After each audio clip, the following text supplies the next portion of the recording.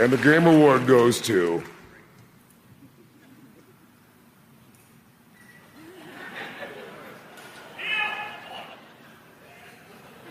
Read it, boy.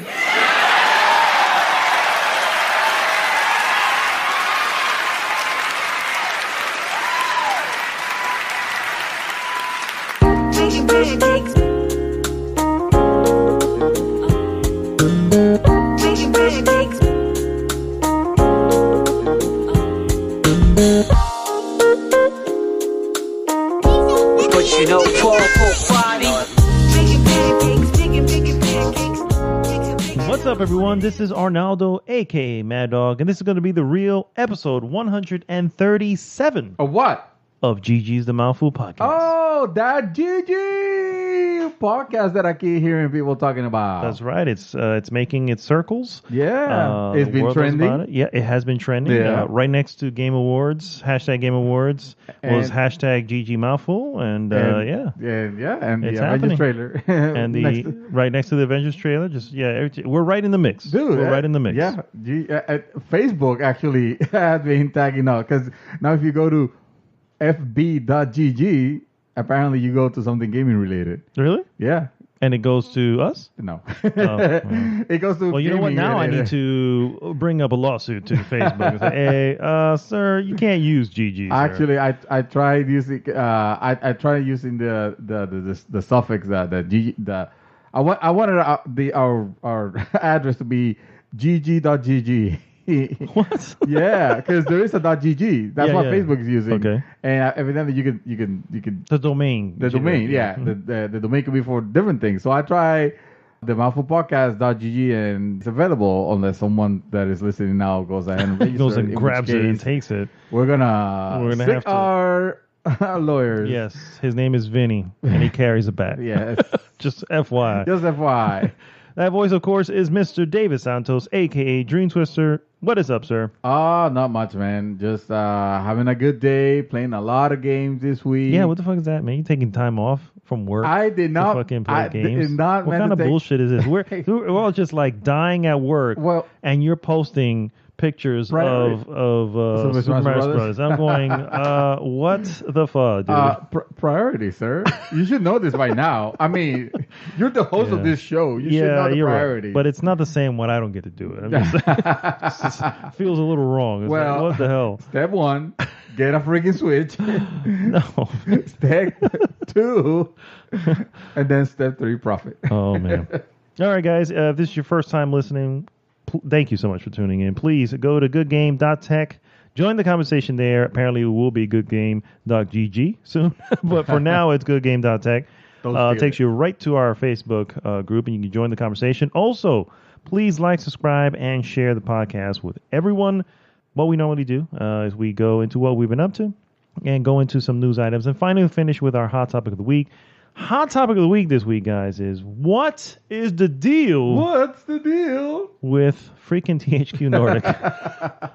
what the hell are they doing over there? I don't know. I think they're doing fine. I don't know. I have doubts. That's what we're here to discuss. It You know sure what? is. I really have concerns. It's not even doubts. It's like these guys are setting themselves up for crashing and burning, like at the most brightest level. It's like this is going to be like fantastical, or it's going to be Or in the best case scenario, they become the next Disney. Tencent. Yeah, that's the other and thing. They Tencent. Oh, yeah, okay, they acquire everybody, and suddenly they're like a super mega conglomerate. Yep. Tencent be the Chinese conglomerate that owns almost everything, including Epic. Well, they have a high stake on Epic Epic Games, Games. Mm-hmm. the makers of that little indie title Fortnite. Yes. A lot of other properties also, which is becoming it's crazy. Yeah. It is crazy. So maybe they can like become their competitor and become like the Disney of gaming, which means they'll buy everything and then charge us fees for everything. Exactly.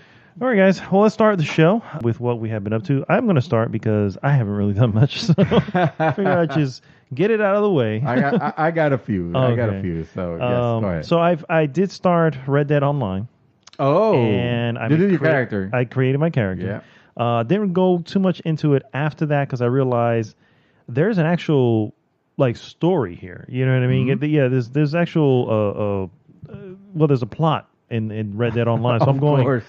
Okay, so I'm like, I can't focus on two things. So I thought this was gonna be a fun yeah, sandbox. I thought it was just gonna be running around shooting people, saying, "Give me your money." I thought it was gonna be a battle royale with cowboys. Yeah, that's what I was expecting. Well, if it is, I haven't got to that.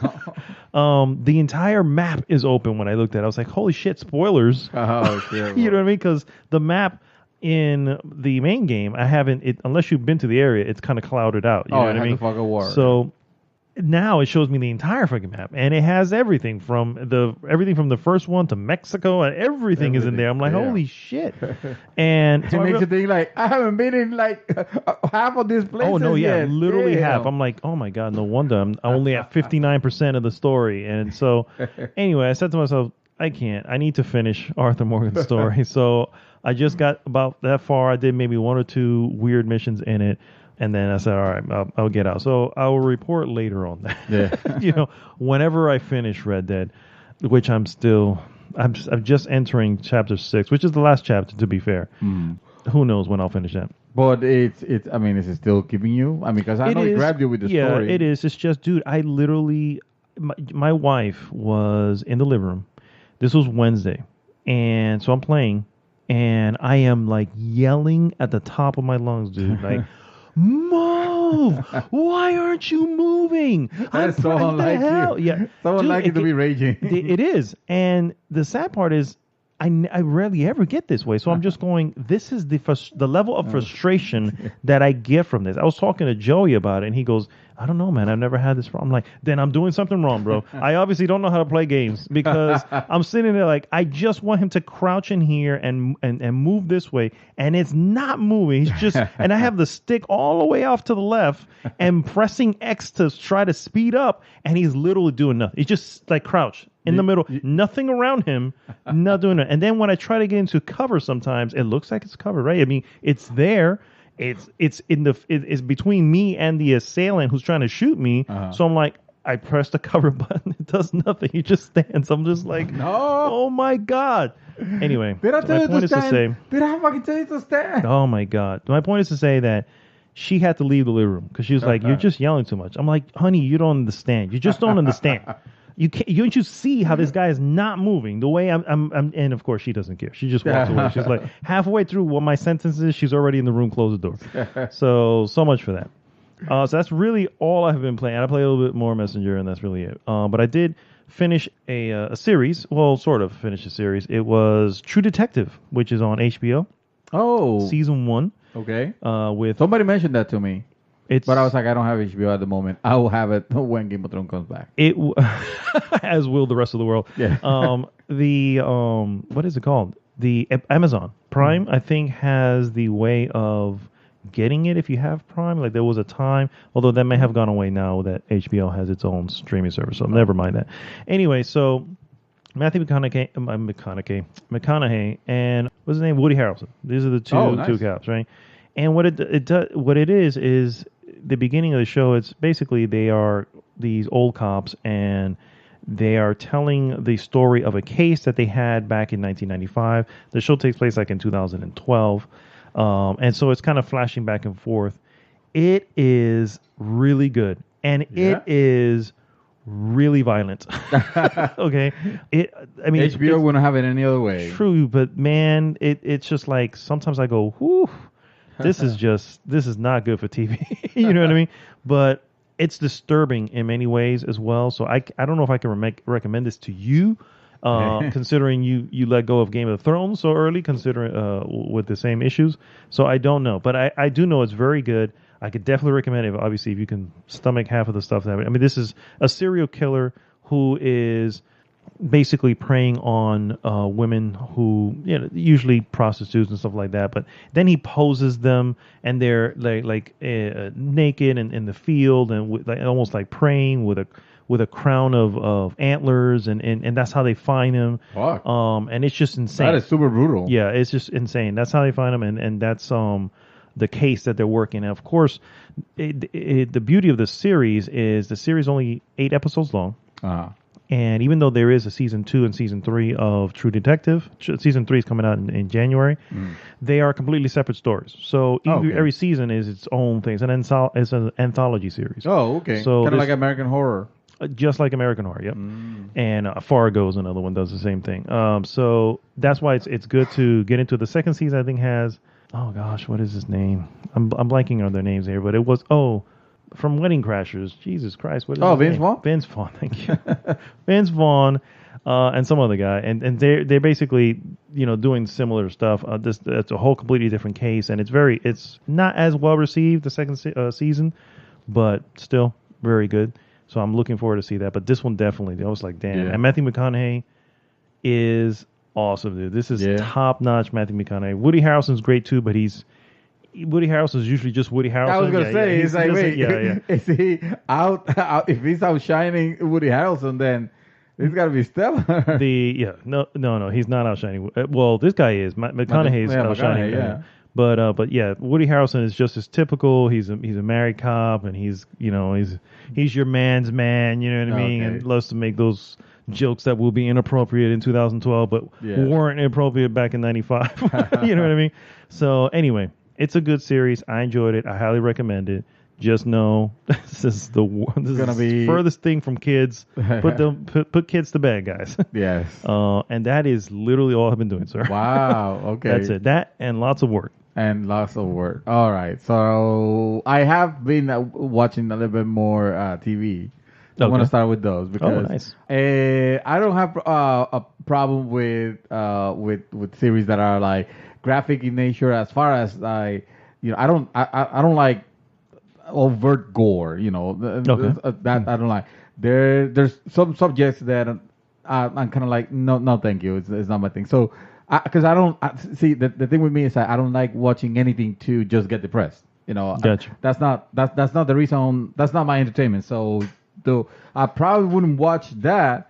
I try to get my fun from other series like Black Mirror, for example. Gotcha. Which can be also depressing, but that is too interesting. It is very interesting. And it has a cool mix, So we watched this one. To be fair, we watched this True Detective because I knew my wife loves that stuff. She's into that forensic and all that stuff. So I was like, she will fucking love this show, and she did. She was like all into. Dude, we watched it in 2 days.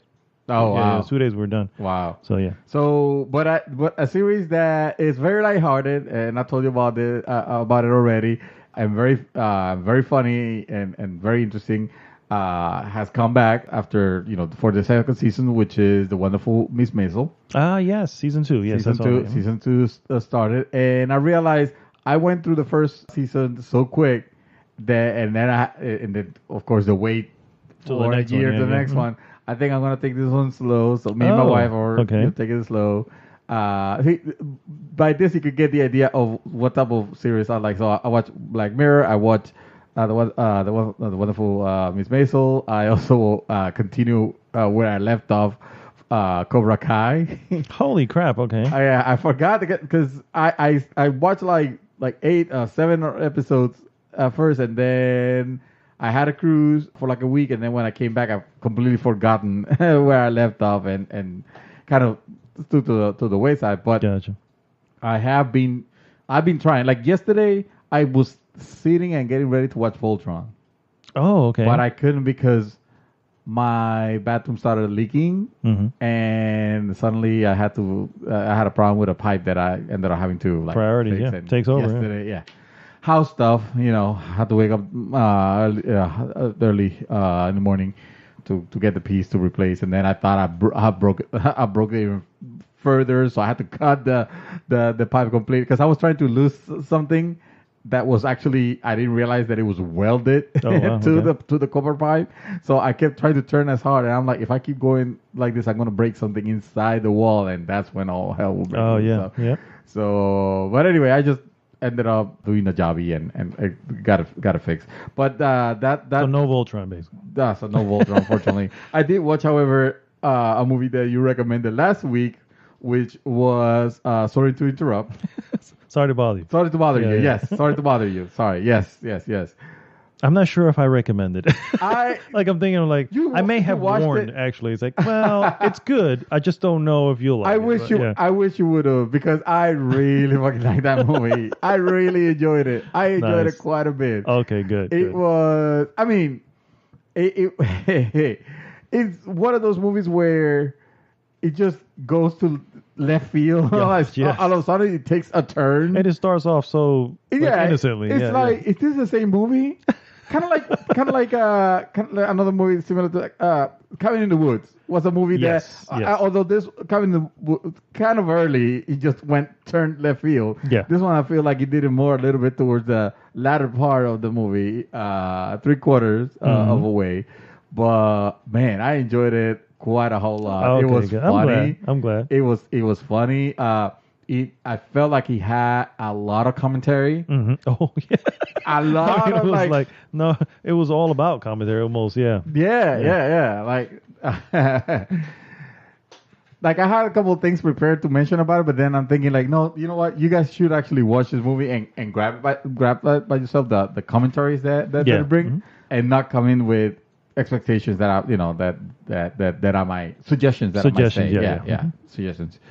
But my wife completely hated it. She did not like it at all. I'm actually not surprised. I like I said, I wasn't expecting anyone to. I would probably have bet money that you wouldn't have liked it. I would have like, Really? yeah, you probably don't care for it. But definitely, I'm sorry she did not. I think I have a soft spot for stupid movies. But I mean, I don't know if I would consider this a stupid movie. Not stupid. Not stupid. I guess you're right. I'm thinking more of, because they're stupid that can be very entertaining. Like eyeball films. Eyeball films. Yeah. I'm thinking. What's this nerdy one that we all love? Scott Pilgrim. Scott Pilgrim. Yeah. I'm thinking Scott Pilgrim. If I would sit down with my wife to watch Scott Pilgrim, she would divorce me. She would be like, "This is what you like? This? Like, I will never. Like, I am afraid of the day. I have it hidden like porn. It's like she's not even gonna know that I own this movie. Wow. Because she's not gonna like it. Well, but you know what I'm talking about, like movies like that, Office Space. You know, another classic, older classic. And this one is like it's up there in the you gotta watch it. Even if you end up not liking it, it is still an experience. It is definitely an experience. It is cool. Anyway, and I don't want to oversell it. It's funny. Yeah, It's funny. Yeah. I don't want to oversell it or anything like that, because it's not like it's gonna have you like rolling on the floor. Exactly. It's just an interesting. There's an interesting message there. Yeah. And I enjoyed it quite a bit. So let's see. Those were, I think that's mostly what I was able to watch. I have been playing some games. Okay. I'm still playing. I forgot the name of it. Crosscode. Crosscode. Yeah. Thing. I keep wanting to call it Crossworld because Crossworld is something in the game. But anyway, so playing that, enjoying that quite a bit. Already talked about it last week. The other game that I've been playing was Hitman 2. Oh, okay. You got it. Yes. Nice. And I don't know what it was, because it was not like it was a super deal or anything like that. But So you bought it full price? Or almost full price? I know what it was, actually. The price that it was decent because it included... No, that's not it. It was that if you own the first one, you could play all the maps from the first one. Correct. I remember hearing that. And there were, but with the enhancement that they did to the second one. Yeah. Which graphically, it's not a whole lot. You know, like the game looks just a smidgen bit better here and there. And you're playing this on PC? I'm playing on PC, yes. Mm-hmm. And it has some gameplay elements that are specific, exclusive to Hitman 2. Well, not exclusive, because they're lending that to the maps of Hitman 1. So I started playing Hitman 2, and then I was like, no, this feels like a continuity of the first one. I'm just gonna go ahead and go back to the first one, but playing it within the Hitman 2 within engine, the world, because I have access. So even though I am playing Hitman 2, quote unquote, I'm actually playing all the missions replaying everything from mission 1. Yeah, all the missions that I already passed and collected, everything. Like it did not keep any of my progress from Hitman 1. Oh, wow. It's okay. I hadn't gone that far, but it does say, man, I keep saying this is a game that you probably enjoy if you enjoy. And I heard to use this term that it like when they say emerging gameplay. Like I feel like nowadays it doesn't mean that much anymore. But it's where you find creative ways of doing your missions. Within what the game presents you, or you try to find ways where the developers might have not even thought that it was possible to. Which I hear with Hitman is it's a lot. There's a lot of ways. Yeah, there's a lot. Now admittedly, I'm trying to rush through this first Hitman 1 so that I can start playing Hitman 2. So I'm not replaying a lot of the same levels like I was before. I'm just going to the mission. Oh, and I have the HUD that basically tells you, okay, now you can kill him in the story suggested way or whatever. Like the way that the program that a developer. One of the ways that the developer tell you, hey, you can kill it this way. Okay. Basically directing you to the next checkpoint, to the next waypoint, or you can go about your way. But I'm doing it guided just because again I just want to get that all that done so I can start playing Hitman 2. Otherwise, it's gonna be like a massive game. To be honest with you, from what I played of Hitman 2, the actual 2, it's more of the same, but that is in this particular case that works. Okay. Like you wouldn't like this formula was good already, and you wouldn't want to mess with it much. That's why I liked when they were talking about Hitman being a platform and then adding stuff to that platform to become sort of a service. Yeah. Because I feel like that would have that works with this game, because every mission is a very different way of of solving it. It almost becomes like it's almost like you're in a way solving puzzles, so to speak. Gotcha. Sometimes it could be a little draggy when you are waiting for the perfect line, or for the AI to do what you want it to do, so you can set the trap. For example, perfect line. Yeah. Which I guess is very. I mean, I guess it's very typical of an actual games, assassin. Yeah. And stealth games in general too have that, where it's like, okay, so there's a character, and I gotta wait for him to come back this way so I can take him down. And he's gonna stand over there for a minute, turn this way, turn back, and then turn around, start slowly walking. If he does that, even exactly. I'll probably be sitting on this spot for forever. So you lose. I cannot be an assassin because I would not have patience. I'll just go in and just guns blazing. Which I guess you can do, but that's the super sloppy way of playing that game. Is there a narrative? There is a narrative because I thought there was in the first one. So yes, there is actually. The first one had one. I would argue that the first one's because it was backed by Square Enix and all that. Like, I don't want to say that the production values of the second one are not as good, because honestly those maps still look amazing, and if anything everything looks better and plays more fun and all. It's just there's a quality to like even like the menus and the presentation and all that where it kind of looks like, okay, they took a step back here. It's not as flashy as Hitman 1, but it's okay, it works because it has what it needed, which is the gameplay on the different areas.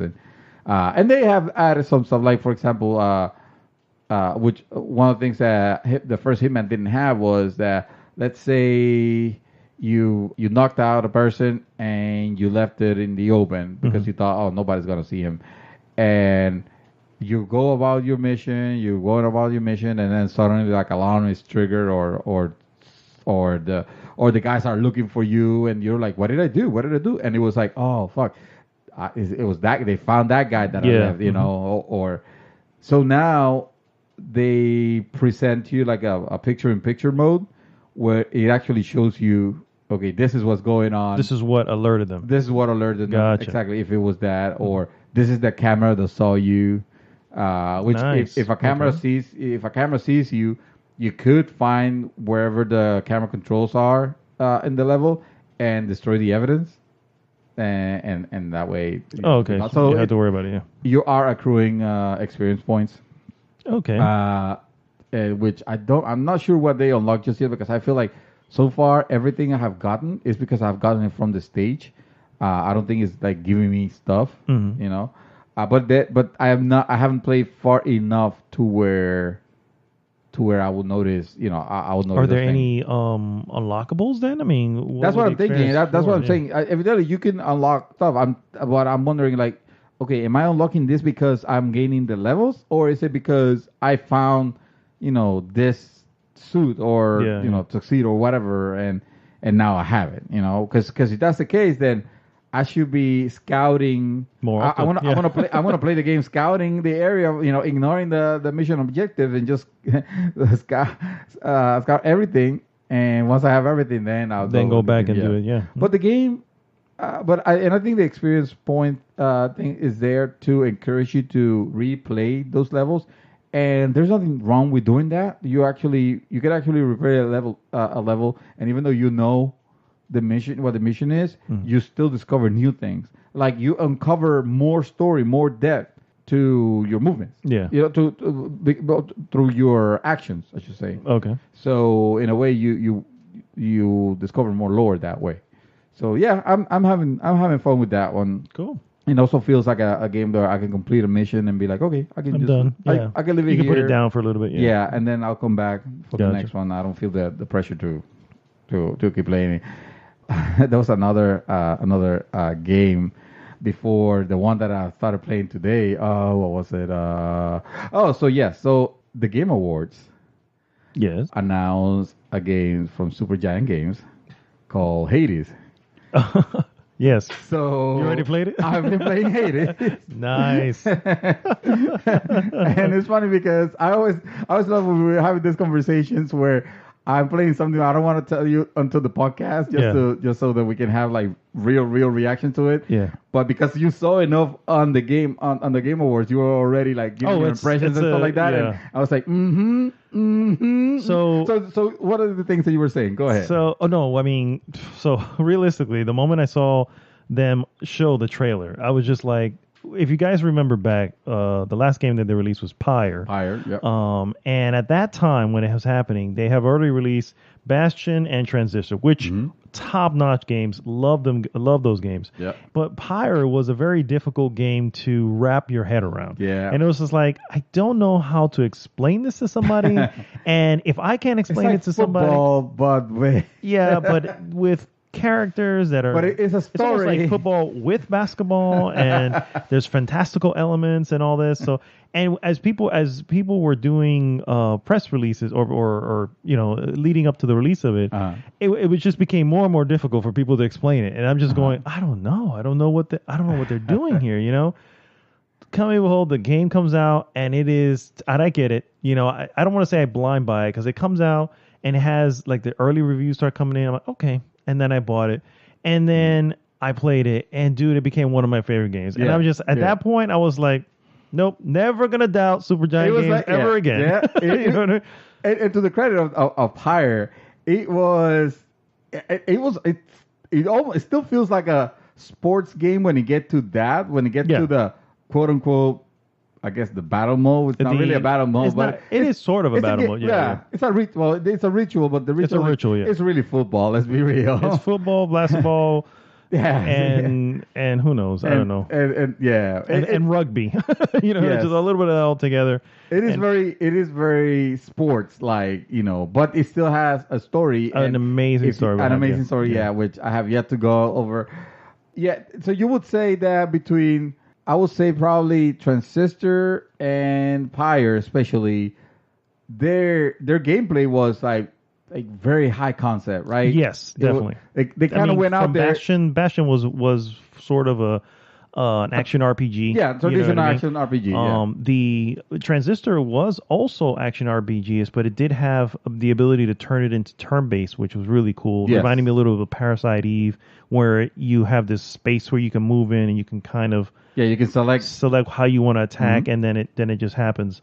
And you can, I think, you leave it that way and just like play that, or you can do it action. Yeah. And then of course Pyre just went off the fucking chart. I don't even know how to explain that. Like I said, there's no slowing that down. It's literally a ritual that looks like a basketball game. You know what I mean? So it is. Yeah. They have been getting, you know, way more intricate with how the gameplay works in their games. I saw the trailer for it, and I was like, okay, it looks like we're going a little bit back to Transistor-ish, but obviously I haven't played it, so I have no clue. And it does look a little, from what I can tell, look a little, or sounds a little bit like a roguelike, just a little bit, but I don't know. So you'll have to fill the blank in, my friend. All right, so I'm gonna answer that.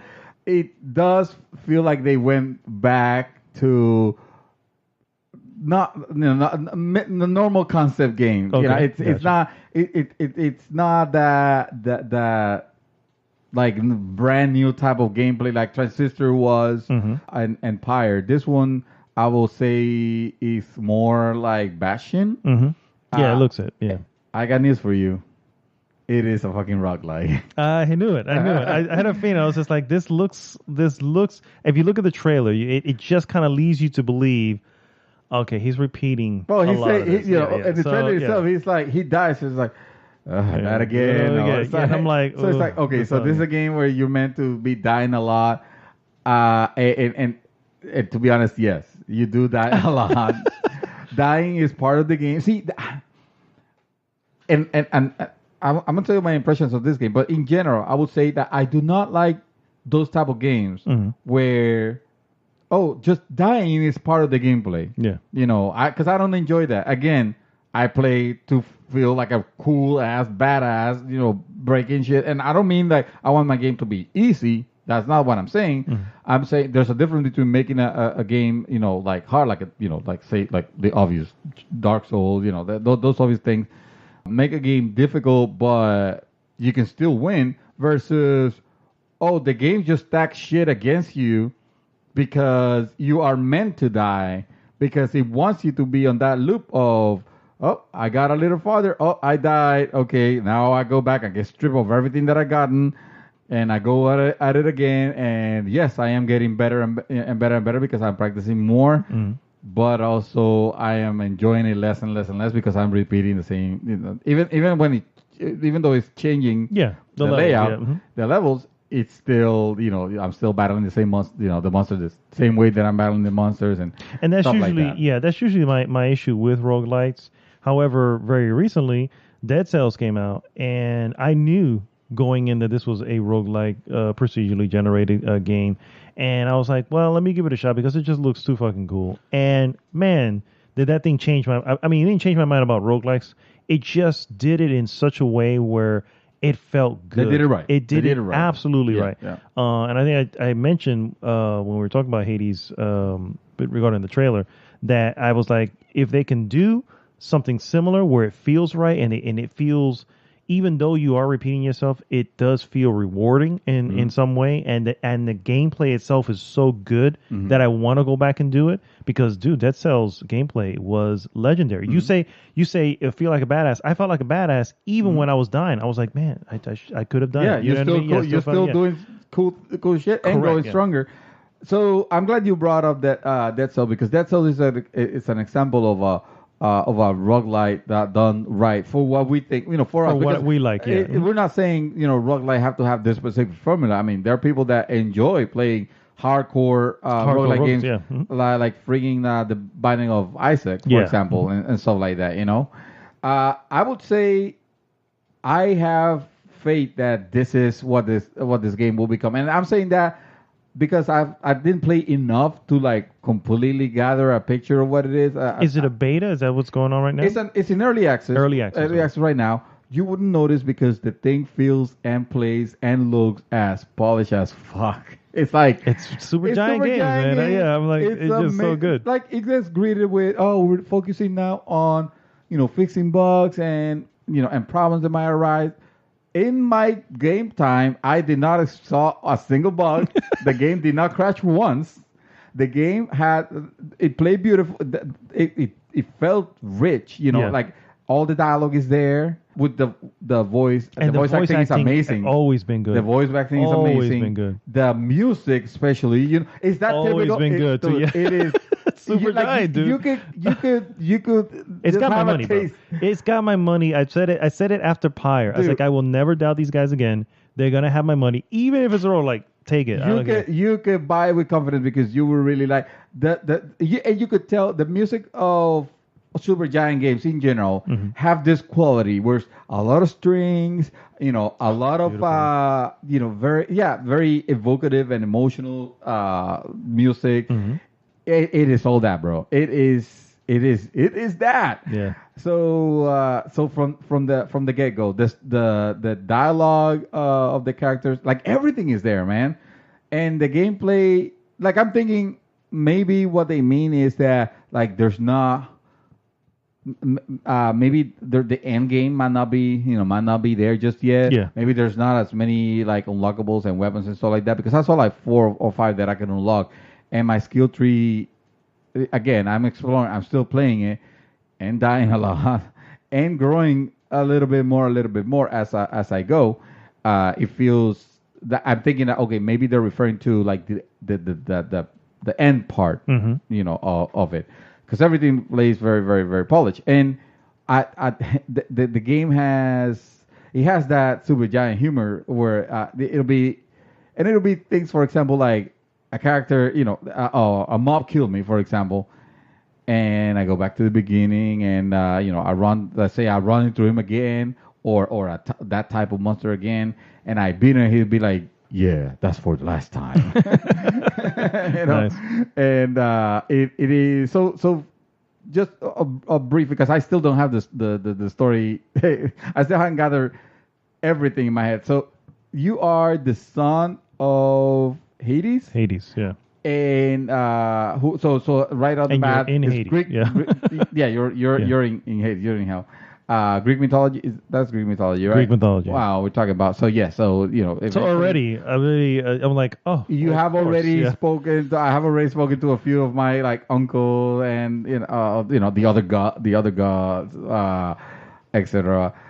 And for some reason, like you want to escape, you just want to get out, and as does everybody in Hades, I think. Yeah, I would imagine. But he's tired. But I don't know why exactly. Okay. It's a mystery, probably. He has there is a relationship that he's having with his dad that is not cool. He just want to get out, and then he goes out, then he gets killed, then he comes back, and then I have to pass through the chamber where my dad is, and of course he's gonna both like. like oh, back again. Oh, here you are. I see. I thought you were trying to leave. Yeah, basically doing that, dude. It's hysterical. It is so cool. The gameplay, the fighting feels. It's like you mentioned. It's top. It's isometric. Yeah. Very similar to Transistor. Very similar to Transistor and Bastion. Yeah, it's that level, dude. With that particular art style. Their art style is so vibrant, dude. Always looks very. It looks like everything is hand drawn. Hand drawn, but I mean hand drawn by master. Artists. You know what I mean? And you will think when you look at these levels, which on a roguelike, typically levels look like just put together, right? Put together, yeah. It looks like that's put together by the AI, and things are put in ways that don't make sense, but whatever. But it just needs to be completely random. So yeah. On this ones, if they're random, if they're computer generated, I'm super impressed, because if this early, everything looks cohesive, in every room, and your fighting is really fast, really robust. It almost feels like God of War. I would say the old God of Wars, where it's a lot of hitting, and knowing when to dodge. Oh, okay, gotcha. And so you have a attack with the weapon that I have it's a sword, but you can get different weapons. I just haven't unlocked any of them yet.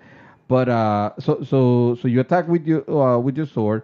You have a button that is to do like a dash, to like get the fuck out of the way, dash, or go into it like real deep and attack, which often gives you critical hits. So you kind of want to do that with the sword, be like on their face. You know what I mean? It has another one that is a range power, but it's like. It's cool, but I haven't used it because literally, like right now, it's early enough to where you can only you can only shoot one shot and that's it. Okay. And then the shot is small to begin.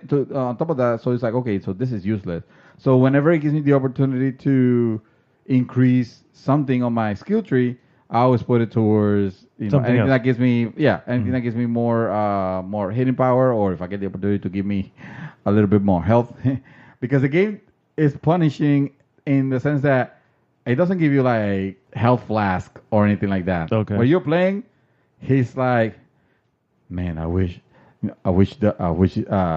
gave me a flask or something. So he's referencing. He understands that this is not the type of game that it gives you. I think at one point it did give me life back, and it's because I feel like the game had pity on me because I was dying too early. Pity on you. And it just That's gave me, hilarious. like, I died on the first room that I come in. I was already dying, and it was like, okay, here's something to heal you, 25 points. Nice. And then you can have all the powers where every time you cross to another chamber, it'll give you health, but it only gives you like 2 health, or 3 health, depending. It doesn't give you a lot, So yeah, that's the part where I'm enjoying it quite a bit, and I'm hoping that they tuning up a little bit to where it doesn't become super difficult. Because I feel like at this stage now, I don't have the time to be to grind on this, grind on it too much, or try to become like super good. Like, I don't have the twitch reflexes that I used to have before. Okay. And I feel like a lot of times these mobs were hitting me like out of nowhere. And of course, I need to GG. I get it. I need to get good. But I'm hoping that these are early mobs also on top of that. Oh, But okay. I mean, I think it comes with experience. I mean, yeah. Again, referencing Dead Cells, Dead Cells. Excuse me. There was a time that I got where it got to the point where I was getting to the last boss. I don't want to say easily. I was just making it. Just going through the levels how you got to get there, and I pretty much would do it almost on every run that I could. It was just the last boss was really hard. You know what I mean? Yeah. And then unfortunately, what happens? Spider-Man came in. And a slew of crap behind it, and before you know it, I have not touched Dead Cells. And now you have lost your touch with Dead Cells. Forget it. I'm going to get my ass handed to me in this first stages, yeah. It's a shame, really, and I do want to go back to it, especially because they have some updates coming to it, but that's not it. That's not here or there, but... That's Hades. Awesome. I like I said, they got my money already. I posted it last night. I was like, it doesn't. I don't doubt them anymore. And honestly, I shouldn't even doubted them then because 2 really good games as your it's just like and I even had I think I had the soundtrack. I even bought the soundtrack of a Transistor, and I'm like, yeah, me too. Yeah, you guys obviously they put their heart and soul into everything. The voice acting, the music, the animations, everything behind it. I'm like, this is exactly what you want from us. Sure, these are not going to be AAA titles or anything like that, but frankly, you take this next to some AAA titles and you have a way better product here. This is a much better product, and this is almost game in an artistic sense. Correct. Because there is a level of beauty and craftsmanship on these games. Like freaking Bastion came out a while back. What was it? 2007, 2008, 2010? Yeah, it was back with the Summer of Arcade. I think it was around that time. Yeah, and that game was amazing. The narration, the thing with the narrator talking about everything you're doing as you're playing, that was like, whoa. And he wasn't just talking there. So there was a cool little element about him, about the narrator. Yeah, that fucking game. So this game, it doesn't do it as that, but it does have a narrator, except that you don't know if he's actually narrated to you or he's just talking, because your character will respond to whatever he said. Oh, okay, yeah. So yeah. Anyway, play Hades. What else? Last thing, I woke up to my Alexa saying that I had a package, and I already knew what it was. I was excited. I ran to the door like it was December 25th and opened up my package, and there it was, the copy of Super Smash Bros. Ultimate. Super Smash Brothers Ultimate. Yes. My goodness, how many hours did you already put into this bad boy? No, you know what? Not a whole lot because I hadn't played Hades. I actually played Hades today, and I wanted to play Hades so we could talk about this game because the game was announced yesterday. So it kind of ate on that, and also I was fixing my bathroom. Okay. But I mean, I put enough. Another thing is like this is literally my first Super Smash Brothers game that I've ever owned. Really? Yeah. Okay. I've had Nintendo consoles, not all of them, but like I played Smash Bros. And I liked it. Like I think the last one that I sort of owned, I think it was Smash Bros. It might have been Smash Bros. Brawl, was it? For the Wii? For the Wii, yeah. That's the last one I had. Yeah. Oh, okay. I didn't have a Wii U, so yeah. Okay, so I had that one, but it was more for it was the kids that I was taking care of who played it more, not so much myself. Although I did like the fact that it was not just the fighting, but also it had like single player. Yeah, the story mode. Yeah, I'm trying to think of what it's called. Go ahead. It was well done. So this one has that too. It has a single player as well. Yeah. It's called World of Light. Oh, okay, that's the name of it. Okay, Yeah. I remember hearing about it. I was like, is that? I wasn't sure if that was some sort of weird mode, but yeah, okay. Yeah. So I started playing that because I was playing, obviously the CPU and try to get reacquainted with the controls, which I've completely forgotten. Like, I don't know how to do anything with anyone. So I want us to play at least a couple rounds before you leave tonight, hoping that we can finish this quick enough. But I don't like it. Like you run with me because you'll destroy me because I don't remember. Like I don't know if I having, will. Yeah, but I was having so much trouble like figuring out how to freaking jump. Like I kept pressing what I thought it was jump and it'll throw a punch, and I was like, no, damn it! Or try to do the opposite, like trying to line up a perfect shot, and then I hit the button and I'll jump. And I'm like, ah. So it's a no. It's definitely a different type of fighter. Yeah, so. definitely.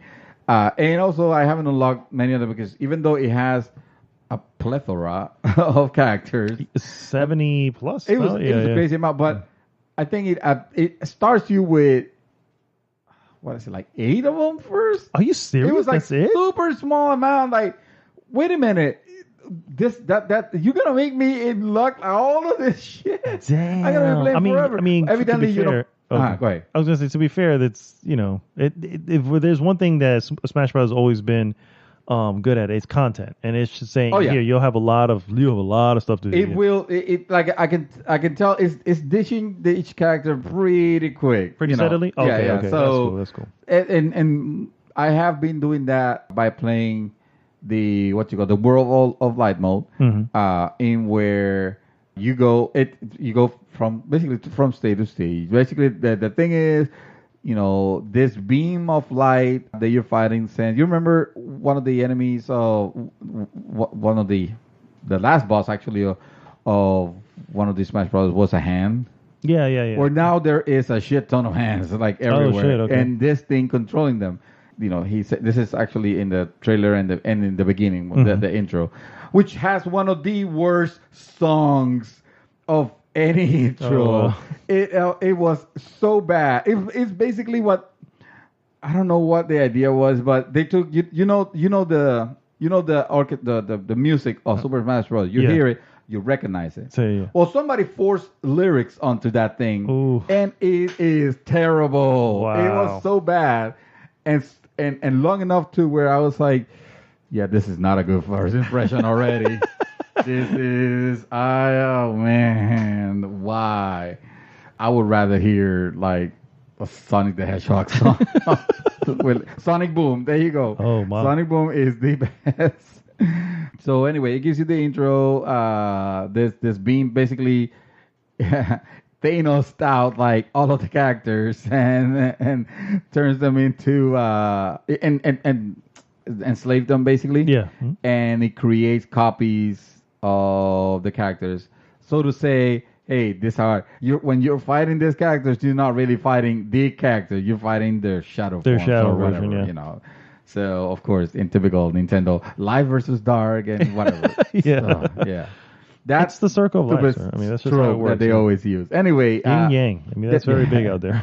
I don't understand a lot of the relation with the spirits that you're grabbing, but these spirits they could be like different characters, even characters that you don't normally control, but they can help you in battles, or they can give you stats. Yeah. Almost becomes like a booster. Pokemon type yeah. of where you're collecting these spirits and you boost them. You can boost them. You can feed them and better your stats. As you go on. And then it has this Triforce. I was gonna say this trifecta of attack.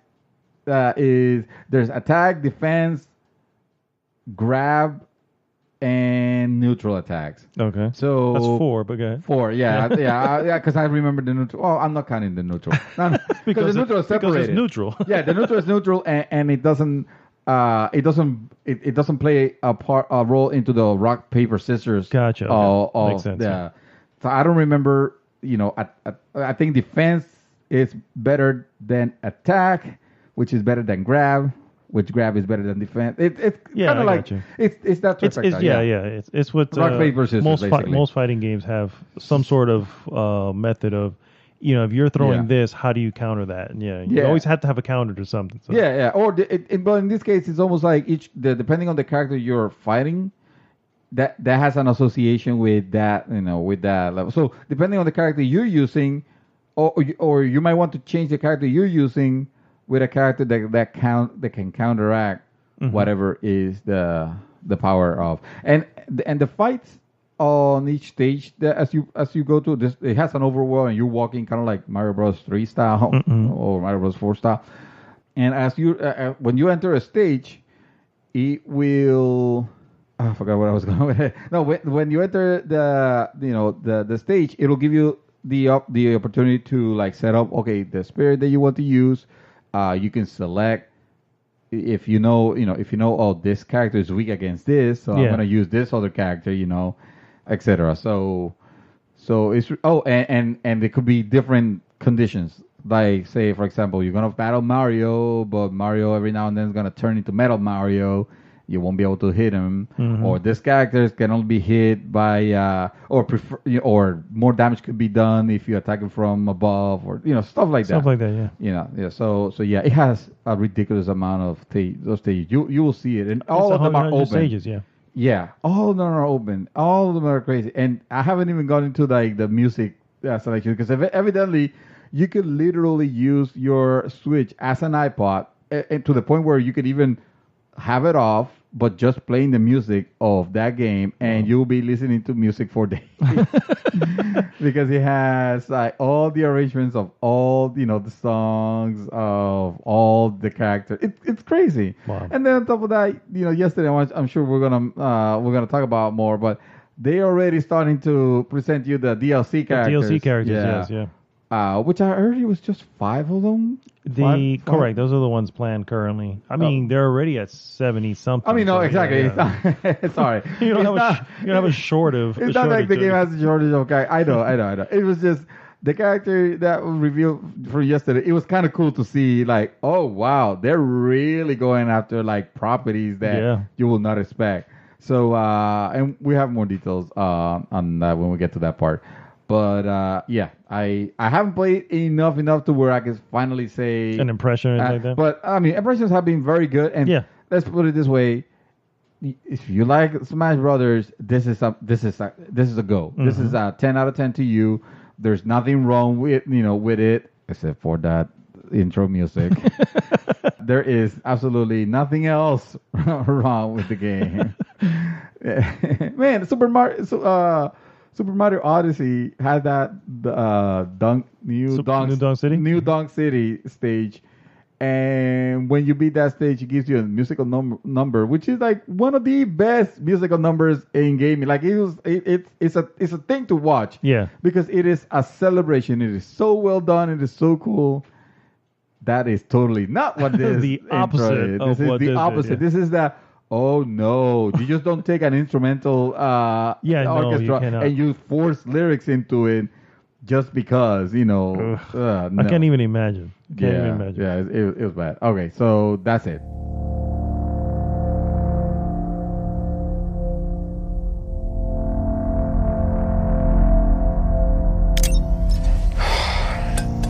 Hang on. Hey, Miss Potts. If you find this recording, don't feel bad about this. Part of the journey is the end. Just for the record, being adrift in space with zero promise of rescue is more fun than it sounds. Food and water ran out 4 days ago. Oxygen will run out tomorrow morning. That'll be it. When I drift off, I will dream about you. We are back, guys. There you go. And we're going to go right into our trailer of the week. Which is going to be a little title called Call Me By Your Name. It's called My Little Pony. My Little Pony.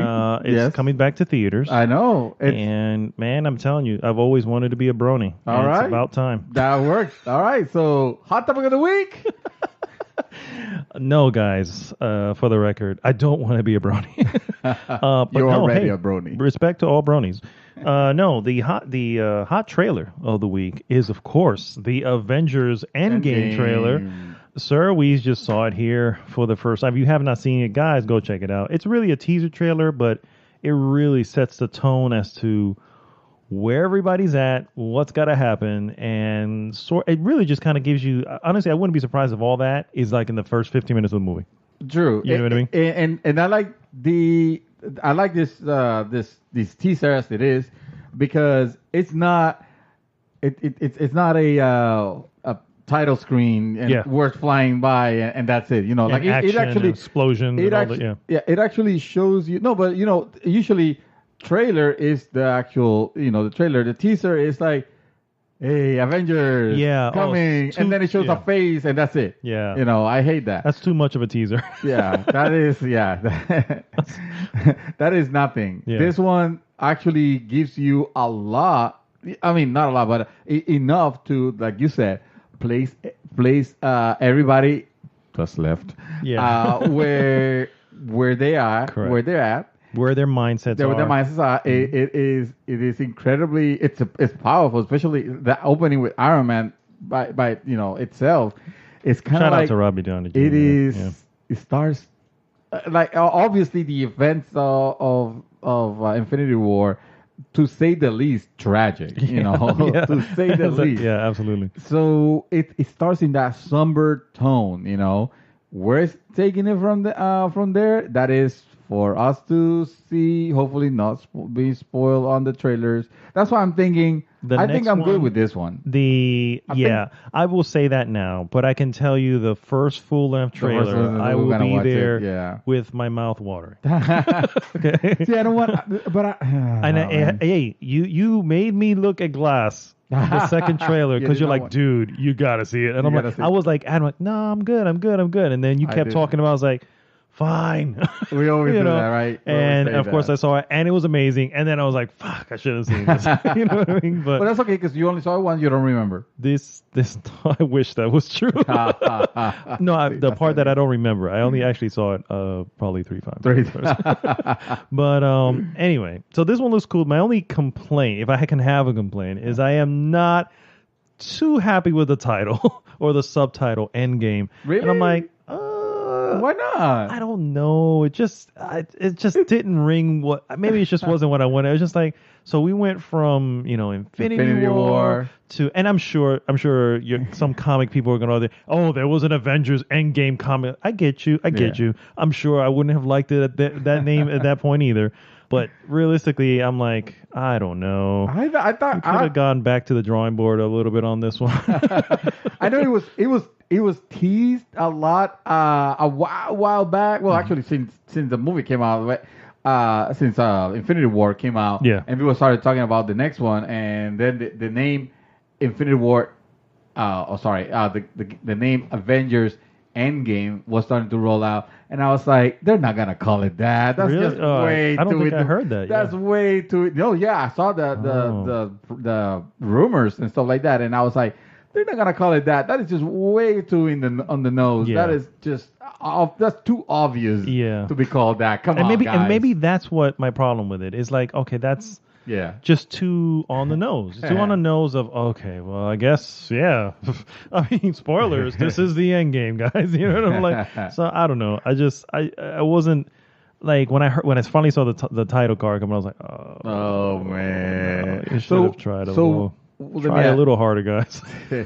So would you have preferred Infinity War Part 2? Like Avengers Infinity War Part 2? No, because I do like, because that was originally the title, right? It was Infinity War Part 1, Part 2. That was what it was originally placed. And then they changed it. They just called the last one the Infinity War, and then left this one without a title. Which, when you watch Infinity War and you realize the movie they were trying to do, and I think I've said it before, and I think everyone at this point has seen this movie, so there's not really a spoiler in any way, that is more a Thanos film than anything else. Right. And because of that, it literally can stand on its own. And so to make it a part 2 would have been to almost undermine that. You know what I mean? Yeah. So that's why I'm kind of glad they went with that. Something else, guys. Anything else but Endgame. Jesus Christ. Okay, so I'm going to fix it for you right now. Oh, here we go. I got the title. Let me get the Russo brothers on the line here. Please call them, because I think there's still time to salvage this marketing wreck. I agree. Yeah. This is disgusting. So we're calling it Avengers The After Snap. All right. Well, are you good with that? Right? That's actually really good. That's really good. I think, honestly, I would have enjoyed that maybe a little more, because I would have been just laughing. I was like, man, did they fuck that up? What's there not to like? It's hilarious. It's absolutely hilarious. Literally. The after snap. Oh, my God. That, you know what? It's kind of growing on me. It's kind of growing on me now. You know, like it's silly and yet exactly what it needs to be. You know what I mean? Yeah. I'm like, you know what? It's a play on. You know what? It's a play on words. It is a play on words, and I wouldn't be surprised if there was a comic called that too. All right, that's what we call it, because remember, we are actually putting titles on our. Yes, that's what we're calling it. The podcast. The After Snap and title. Wow. I really won this shit. Oh my God. Hey, look, Mom. All right, guys. Let's go into some news items here. I'm going to start with the biggest news of the week, guys. Biggest news. The Game Awards 2018 happened yesterday. You know what? That might as well be the whole news thing, because I don't think anything else happened. I was looking at, maybe there's a couple of small things, and maybe if there's time we'll fit them in. If not, that's okay. I just want to talk about the Game Awards, because I was so happy with the production values and the outcome of that. Yes. And you know what? I've said this before. Shout out to Jeff Keighley, man. He has been championing this show of his that he puts together. He gets everybody lined up. He gets everybody to agree to come on. Gets the promotions, the sponsorship needed to fund it. And every year it's gotten bigger. It's gotten better. And I would argue that this is the best one yet. This is literally the best one yet. You had Academy Award winning actors on the stage reading off nominations and handing awards for video games. I'm like, that's about as mainstream as you want to get. And I think that it's about time, dude. It's freaking about time. And I was very happy with the final product. I agree. There was also not a lot, if any, cringy moments on it. Correct. There was no fuck the Oscars moment. There was not. Even though I felt the dude, I was like, damn, I feel you, because he really just wanted to not be part of EA. I know, it's hilarious. But yeah, that's the guy from the what's the name of the A Way Out? Yeah, A Way Out. Which, by the way, was nominated and did not win. Did not. Yeah. So no, true. I basically fucked the Oscars, didn't I? Well, he got to see. Now he's even fuck the Game Awards. That's what he's saying right now. Yeah, exactly. Back in his camp.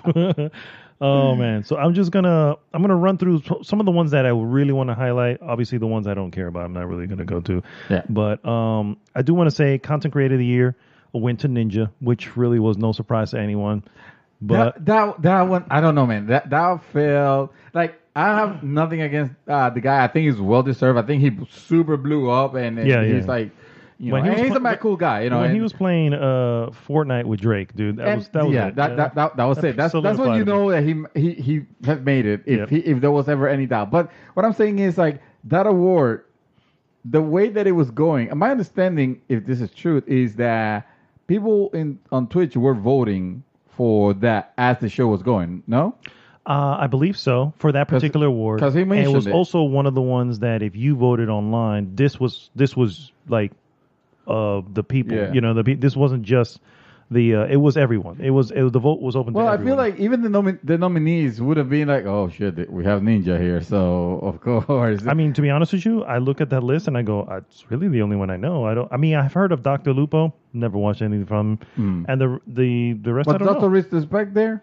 No. Okay, yeah, no, yeah. Okay. But the reason I'm asking is because I almost feel like Keely might have inadvertently pimped him out because he'll be mentioned like he'll be saying we have the content creator of the year award coming up, and Ninja's here. Yeah. And that's it. Like none of the other. He might as well say that because the others. Yeah. But Ninja guys. He doesn't even know their name. That's what it is. Like, what were the other guys? Oh, no, never mind. It's an easy. It's an easy game. It's an easy name to remember. It is. Ninja. It is. And he's got that name on Twitter. Props. Really? Yeah. He's really at Ninja. I'm like, oh shit. He's a ninja. Okay, so I think he bought it. He may have. He may have. It's because possible. he could have. I mean, if I had it and he's this guy, it's like, I'll give you $10,000 for it. Sold. Here. Take it. Dude, you never settled for the first one. Make it 20, you got a deal. Oh, yeah. I'm you know dumb. What I mean? That's what you got to say, that's man. True. See, that's why you have to be my business cohort. You're actually the one making the numbers. I'll be like, he said yes? Don't listen to him. He knows nothing. I'll be like Kramer. I'll take it. Oh, my God. I do want to shout out this other award here because this dude was too cool for school, bro. The best esports player went to Dominic McLean, also known as Sonic Fox. Sonic Fox. And his acceptance speech was oh my god, that was great. legendary. It was just great. You can tell that he was as nervous as he was literally trembling almost on stage. He was nervous. He was excited, overly excited. Like my understanding is that is his character. He is this. Outgoing, crazy, and he is a furry. He's actually a furry also, which right there put him on my not so great list. So I don't know anything about other than the fact of the obvious about furries, but I will. I will sit on this and I am not going to judge. I will judge. I will sit on my high horse. He is comfortable in his own skin, and the furry skin on top of that. And frankly, he had me laughing. He was very funny. Yeah, it was a very cool very funny, and I'm glad he won. He was very he stole the show. He definitely did. I think so. Yeah. Then we'll move on to best indie debut game. I did not see this one coming. The Messenger one. The Messenger indie debut. Yes, that was really cool. Which I can definitely give. And we had a hot topic. You know what? That's what we should have done. We should have wrote down what we thought the winners were gonna be. Yeah, well, for that one, our best indie debut game, I think I gave it to Florence, if I'm not mistaken, and I think you may have given it to Yoku Island Express, if I'm not mistaken, and neither one. Maybe. Yeah. I, for the most part, remember most of these. Best multiplayer game, we both knew Fortnite was going to win that shit. At the moment that they were announcing it, it's like, it's going to be Fortnite. It's going to be Fortnite. Wait for it. Won the hell out of it. Fortnite. Yeah. Best sports racing game, I thought FIFA might have taken it, but no. Forza Horizon 4. See, that one I also saw as a given. It's like, it's going to be Forza. To be honest with you, and I think, how many, there were like 3 nominations, right? on that no, one? FIFA, Mario Tennis, NBA 2K19, and Pro Evolution Soccer. See, I'm surprised because Mario Tennis could have had a chance if it wasn't for that. Mario Tennis evidently is not so like great. It's good. It's not bad. Yeah. But it's nothing like stellar or anything like that. So that's why you don't hear a lot of like that Praise game for came it. and went and like who? Yeah, who I was gonna cares? say I really haven't heard much about But yeah. So for some reason I was thinking like, yeah, this is gonna be Forza. This is gonna be Forza. it. And you were right. Yeah. You're right. I think I picked FIFA just because I know nothing Because when it comes to FIFA. that. Hey, it's the Because, biggest yeah. sport in the world. Sure, that has to be the one. Best strategy game went to Into the Breach, which another one. I was like, surprised oh. on that one. What were the nominees on this one? BattleTech, Frostpunk, Banner Saga 3, and Valkyrie Chronicle. I was 4. that's I don't know what Valkyrie is doing there, but no, that I'm just kidding. It's not a bad game, but whatever. I was thinking BattleTech would have taken that, Oh yeah. Okay. or actually I probably would have won BattleTech because I'm a big fan of mechs. Even I though think you mentioned I that. Yeah. don't own that game, surprisingly enough, but. I think it's because it's too. Well, no wonder it didn't win. Yeah, there you go. But no, I was gonna say Frostpunk though. I expected Frostpunk. Oh, that's when you did play. I remember you telling me about That's that. the yeah. one that I think. I Well, think then you again, actually voted for that one too. yeah, I feel like that one though. That's more. I think that's strategy game. That's more like a city builder. If I had to, There's I don't strategy know. behind a city Yeah, builder that's true. too. I guess you're right. Because you have to manage people's. Oh, things, dude, that game. I had to stop playing it because it was just getting me too Anxious. anxious. Yeah, too worried about this little people. Fair enough. Best family game winner Overcooked 2. That was actually really cool. Yeah, that was actually I liked. Well, I think I voted for Overcooked 2. I don't remember. I may not have any because I haven't played many of these. Best fighting game, which was again a no surprise, That Dragon one- Ball Fighter Z. We both called it. We It did was gonna call be that. that one. Well, it was gonna be Street Fighter Arcade. Not anything again. That I realized that game has come leaps and bounds, and that version of that game is really cool. But you guys screwed it up so bad at the beginning that there was no way that it was gonna, especially in the wake of Dragon Ball being such a like crazy, super fun, super accessible. And of course, and on top of that, of course, the property itself. You know, I'm not a Dragon Ball Z fan, but there are a lot of They're out there. Best role playing game. Here's going to be a good one. Best role playing game: Monster Hunter World. Jesus, I did not. Where was I? I did not know that. Honestly, I was looking Monster at this Hunter just now, and I'm World. going, why don't I remember this becoming? It had to be one of those categories that went really fast, and he just kind of because there was a few where it would just show Jeff Keighley, and he Yeah. would just kind of not I won't say ramble off, but he goes, so now we're going to quickly go through the best, whatever, and he runs This the and this and nominees, this and and the this. winner is this, and then he goes, Yeah, it was like I remember that one. 2 or 3 in a row. So I must have missed that, but yes, Monster Hunter World. What were the what? Nino Kuni 2, Octopath Traveler, Jesus. Pillars of Eternity 2, which I think is the one you was Pillars were. of Eternity is a great one. Yeah, and then Dragon Quest 11. See, this is the part where I feel like, and I get it. This was not the users. You know, Well, this is this is a here's- panel of judges. This is a panel of judges, But and I think that I come want to on, say it's about guys. 50 judges. It must be the most uneducated set of judges then, because I think that's what it is because I think a lot of these are very, very niche. I'm sure there were plenty of people with the Dragon Quest 11, but Dragon Quest 11, I mean, that's Yeah. JRPG as.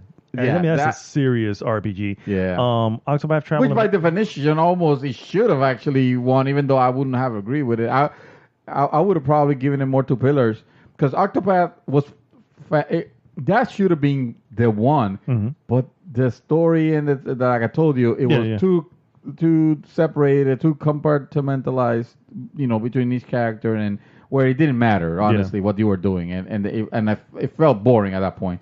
But everything else on that game is gorgeous. Like if that game would have had a story packed down, dude, that would have been one of the best RPGs of this generation. Or it could I have been. agree, and I think here I don't want to call it, even though it probably is like it's the popularity thing. I think when you look at the 50 to 60 outlets, and you say, "Hey, of this list, which one do you like Have you the played most?" Pillars of Eternity? No. And it could be because you have a lot of places who respect it and go, "Okay, if I don't have at least 2 or 3 that I know of, then I'm just going to skip over it. And if they do that, then you have even less people actually voting, and then that leaves it. I mean, put it this way: you have 50, let's say 50, right?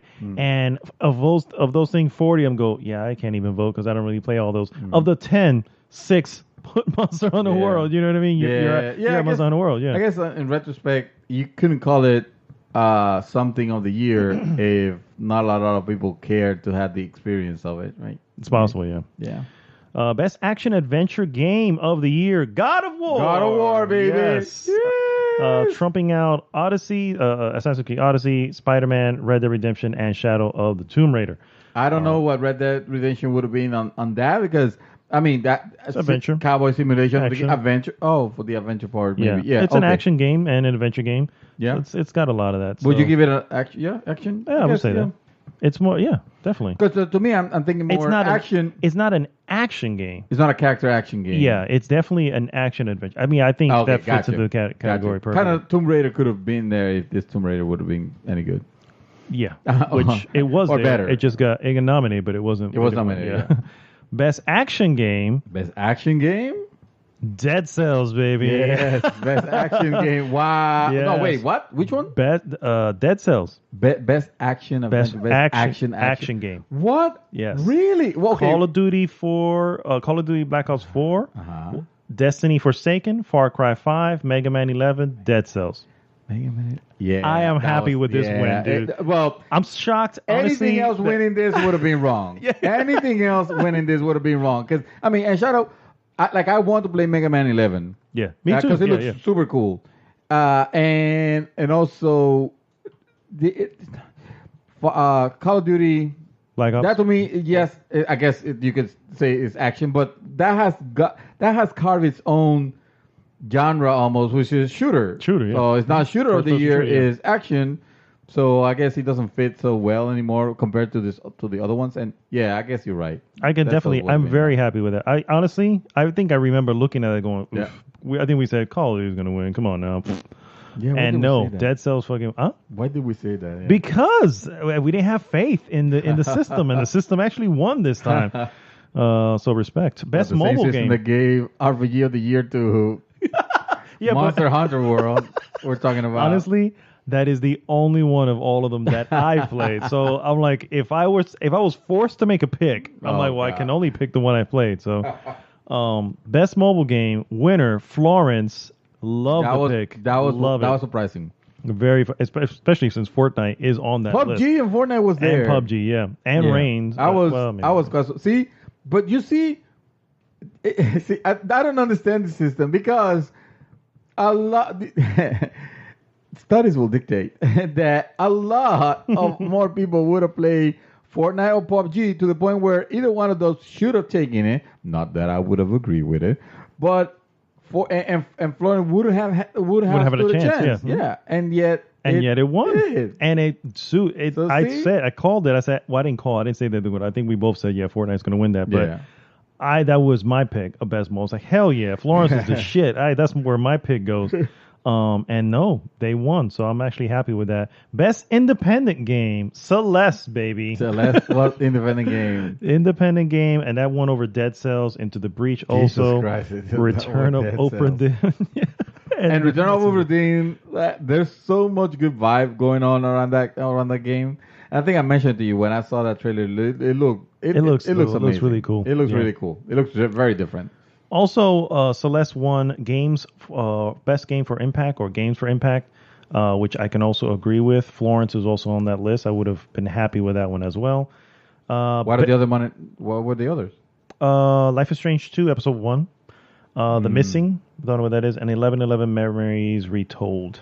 Oh, okay, so for those who don't know, Games for Impact is these games that have a meaning and actually an impactful story that can help in a lot of ways those who may be suffering for something. For instance, in Celeste, the main character suffers from anxiety, but the purpose of the story is to push through it and to conquer the mountain, obviously, that she does. So it's actually a very cool story that way. So I definitely agree with that pick there. You beat that, right?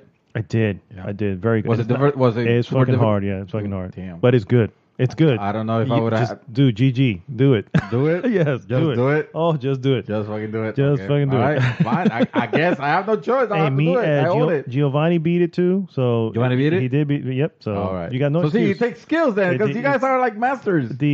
Well, thank You guys for are that, Ken but masters. I don't know about that, but I appreciate the vote of confidence there. Best performance went to Roger Clark as Arthur Morgan for Red Dead Redemption. Now, my original pick was Kratos. Of course. And I did vote for Kratos. However, I've been playing more and more Red Dead, and I can kind of see. it? I'm like, I can okay. see where this Okay. would come. So when it happened, I was like, I'm not too mad. Yeah, You know, and I was yeah. like, I understand. Yeah, I'm like, yeah. okay, I get it.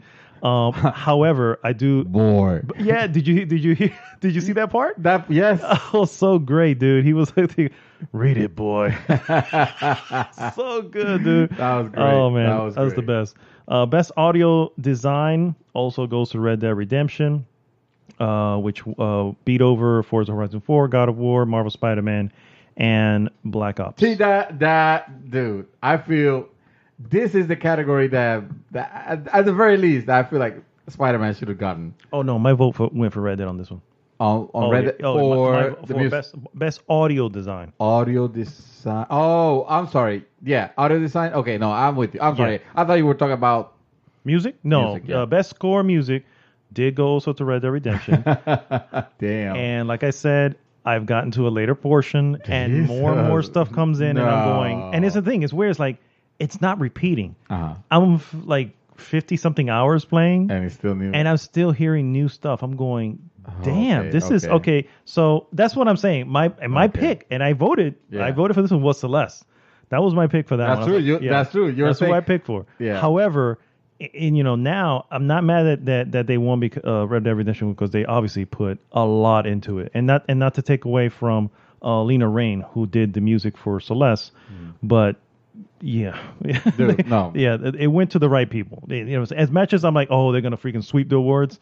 These awards, they went to the right people. Even though I voted differently, they went to the right people. And I wanted Spider-Man to win on this one because I feel like yes, I do recognize that Celeste music was really, really good, and I can see Red Dead Redemption having the quantity of music, of very good music composed and all that.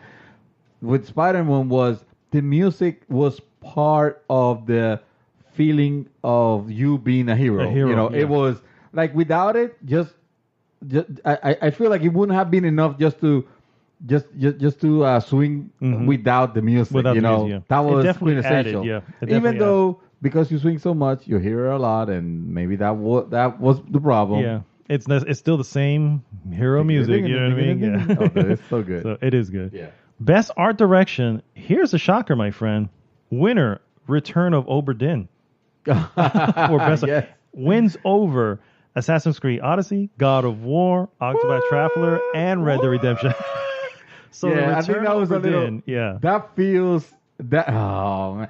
All right. Art direction. Art direction. Art direction. That is difficult because That's art could be style. anything. True, but I Yeah. think that the art style, and we just literally said, the art style behind Obra Dinn makes it look. First of all, it's getting it is something very different. It looks.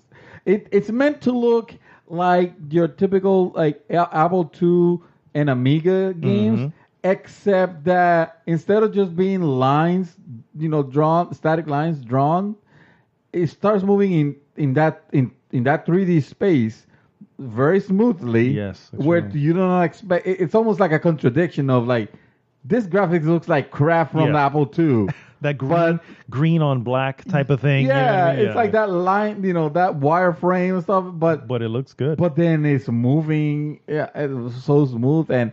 Yeah, it is something that is very different, and yeah, I guess I agree. Art direction. I mean, I haven't played it, so I don't know, but I'm impressed at the fact that it beat out those other. I'm like, holy crap, this game beat out. So God of War, dude, God of War, like the art style.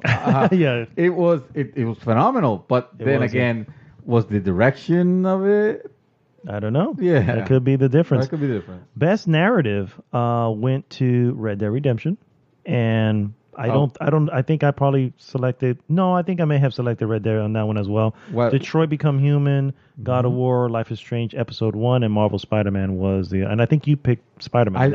I like yes, but I think it was one of the case of not knowing anything about Red Dead, therefore cannot, because right now without playing Red Dead, just and I guess I should have done this actually, thinking of previous Rockstar titles like GTA 5, which you have not touched.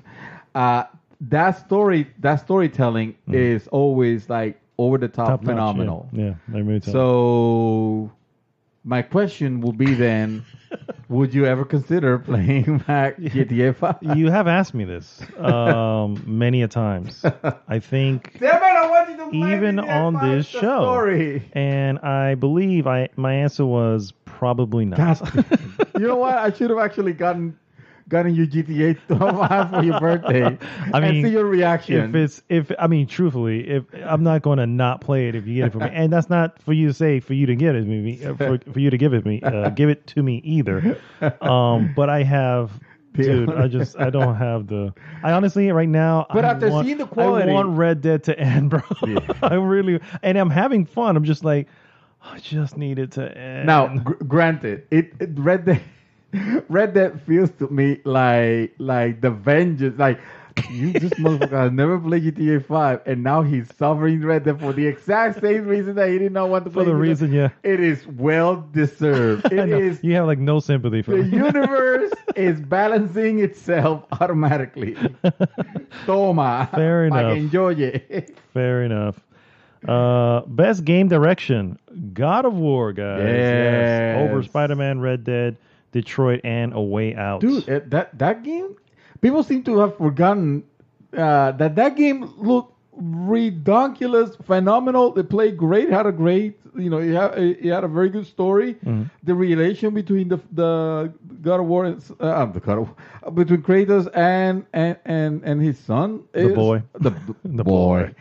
It was, exactly, and also the boy moments. Boy. Everything on that game, like, it made it. Like, it made me a super fan out of a character that I freaking hated. Yeah. I was, like, sick of him already. It's like, I don't want Kratos. Like, I think there are podcasts that you can listen back to that where I say, I don't want Kratos. I don't want another God of War. Yeah, I think when they first showed it off, we may have already had the podcast going, and you're like, nah, man, I'm not even interested. Yeah, exactly. It was until I saw that first demo where I was like, Yeah. I was like, okay, wait a minute, this looks a little different. Best ongoing game goes to Fortnite, of course. Of course. Of course. What else it would have been? Destiny? Destiny 2, Hello Games, No Man's Sky, Overwatch, and then Rainbow Six Siege.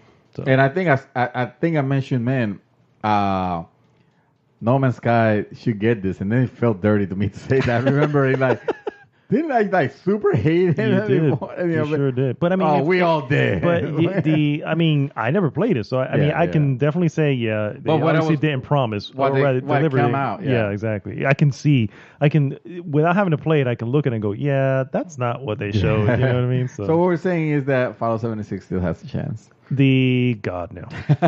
Nope. I think they're done. I think we're not going back to Fallout 76. Fuck Fallout 76. Game of the year, guys. Winner.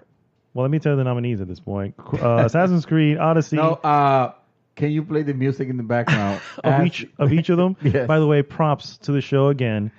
Each nominee had the orchestra, which, by the way, was led by Hans Zimmer, play out a little music from the actual game itself, showing off each nominee for Game of the Year, which was awesome. It was awesome. Sir, who is Hans Zimmer?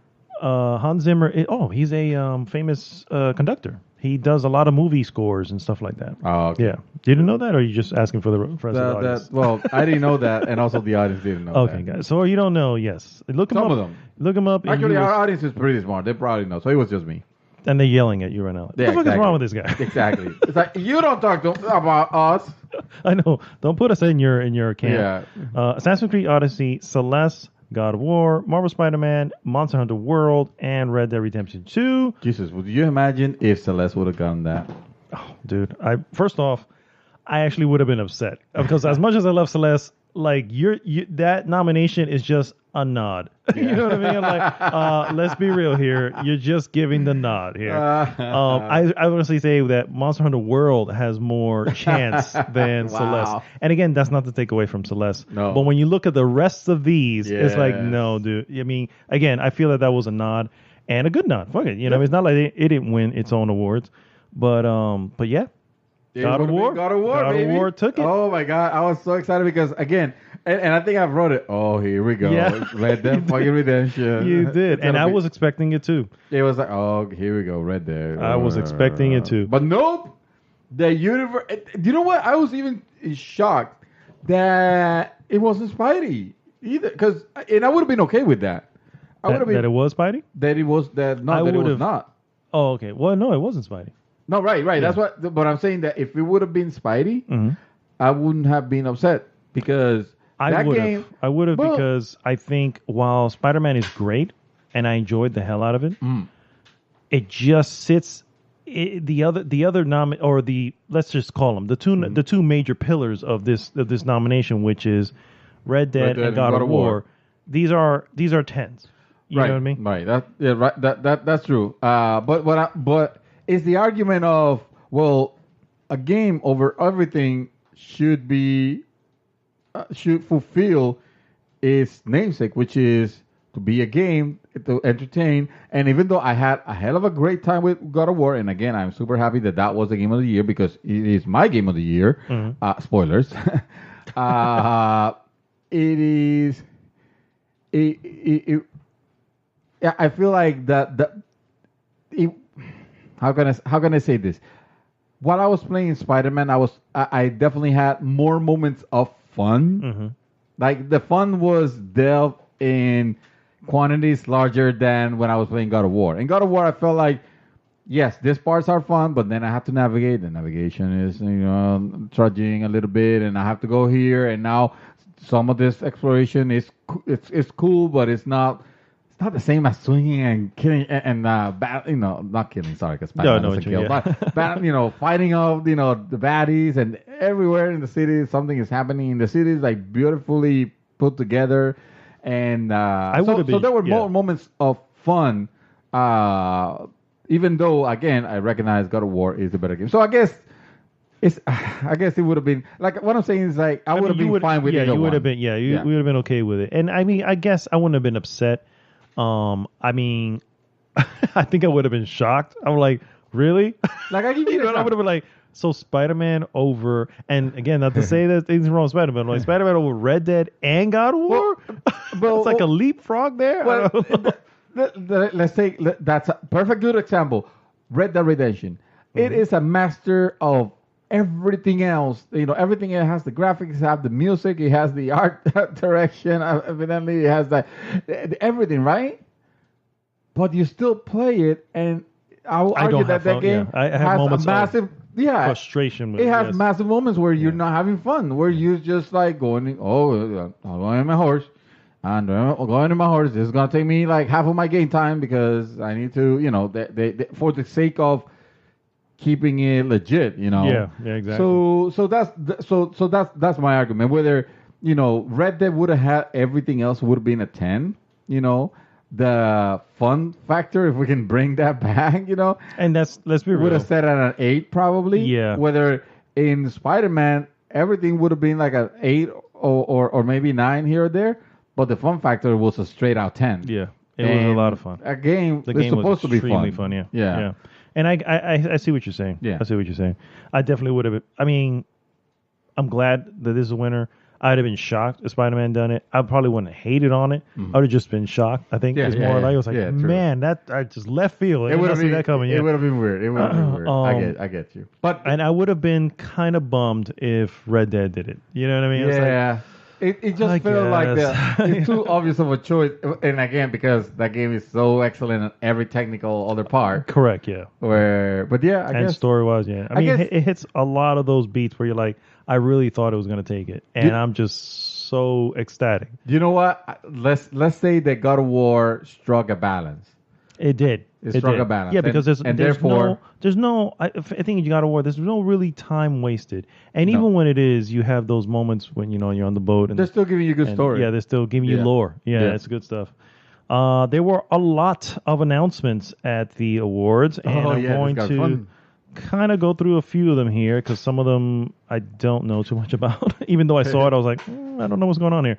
The Stanley Parable Ultra Deluxe. They apparently showed off here. I don't know if you saw it. No, I did not. What? yeah. This is news to me. Let me take a look at here because it just shows the trailer here, so we'll have to The Stanley Parable. Ultra Dude, Deluxe. did you play the Stanley Parable? I did. Dude, the Stanley And, Parable was super legit. And I told you I have to now wait another 7 years or something like that to get an achievement that I can go back to. Oh man, it's hilarious. We'll have to look that up because honestly, it just shows that it's coming So those 2019 with new ending, new choices, and new platforms.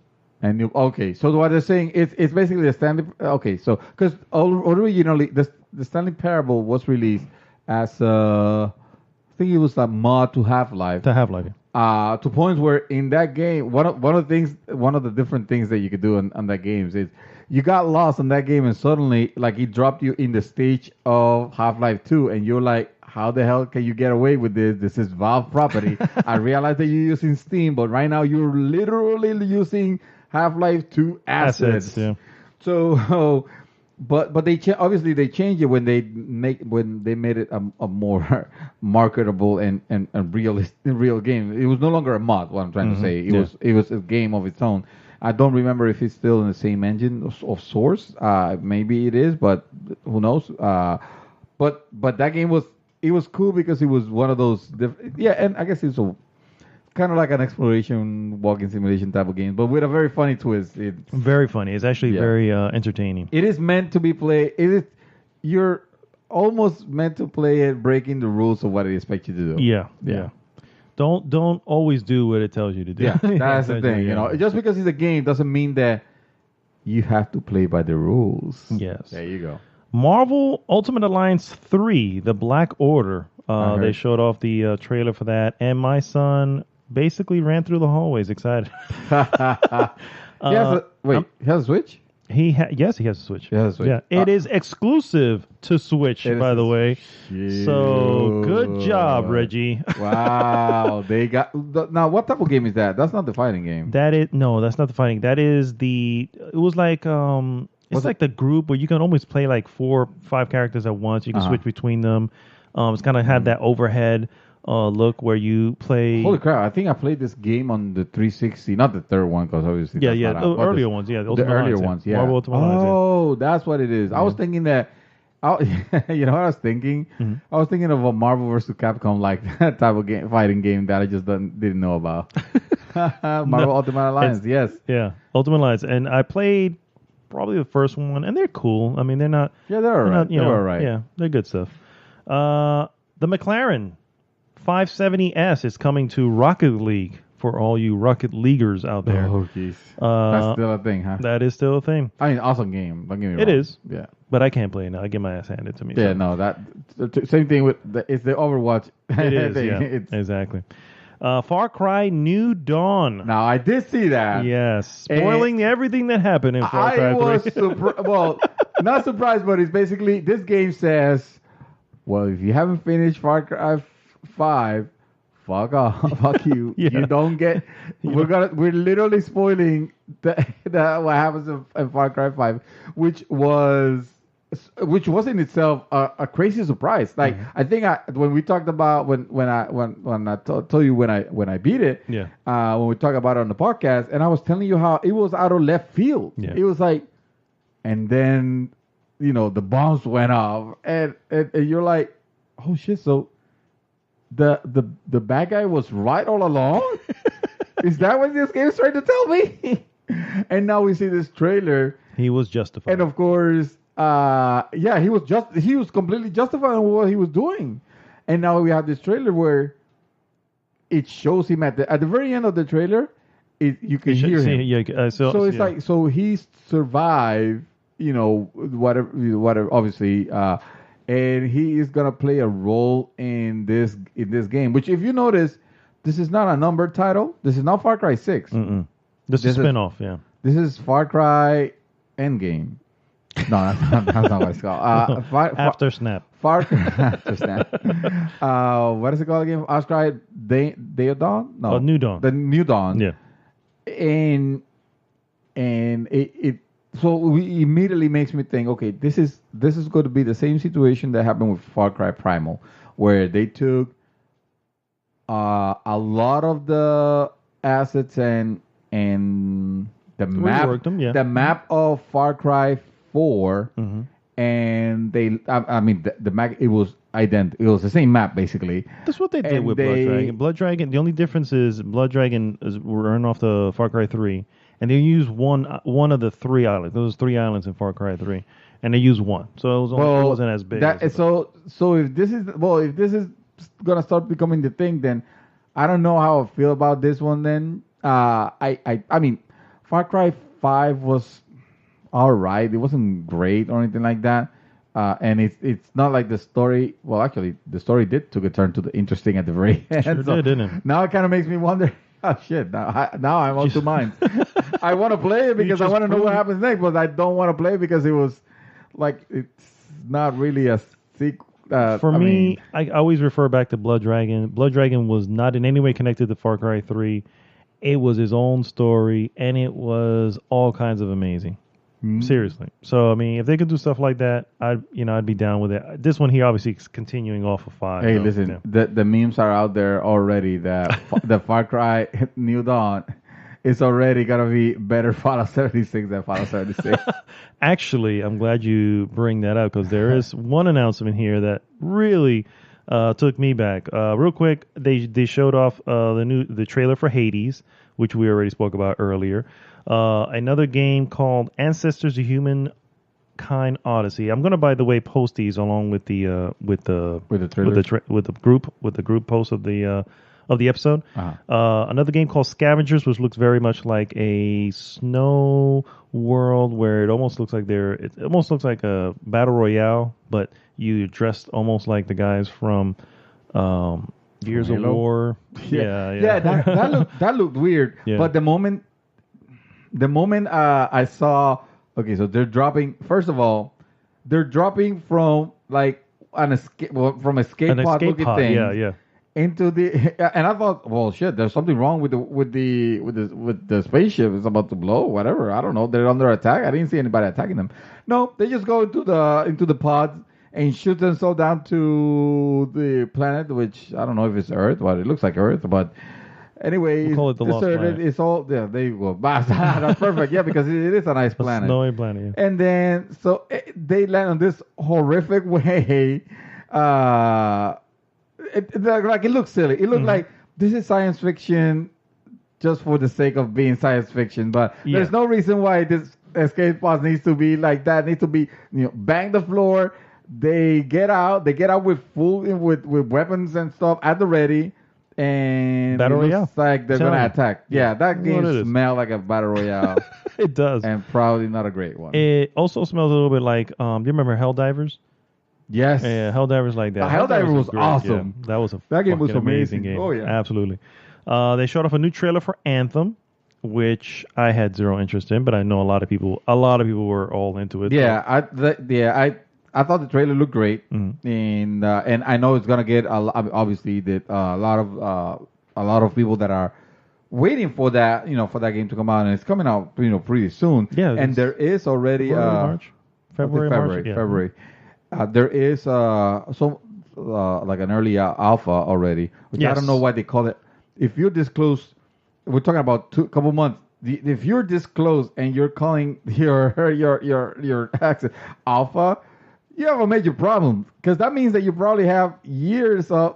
Well, let's refer back to Fallout 76. Yes, exactly. That one. Anyway, concerns. Yeah, it looked it looked really Fallout good. 76. The trailer, exactly, referred to Fallout 76 chapter.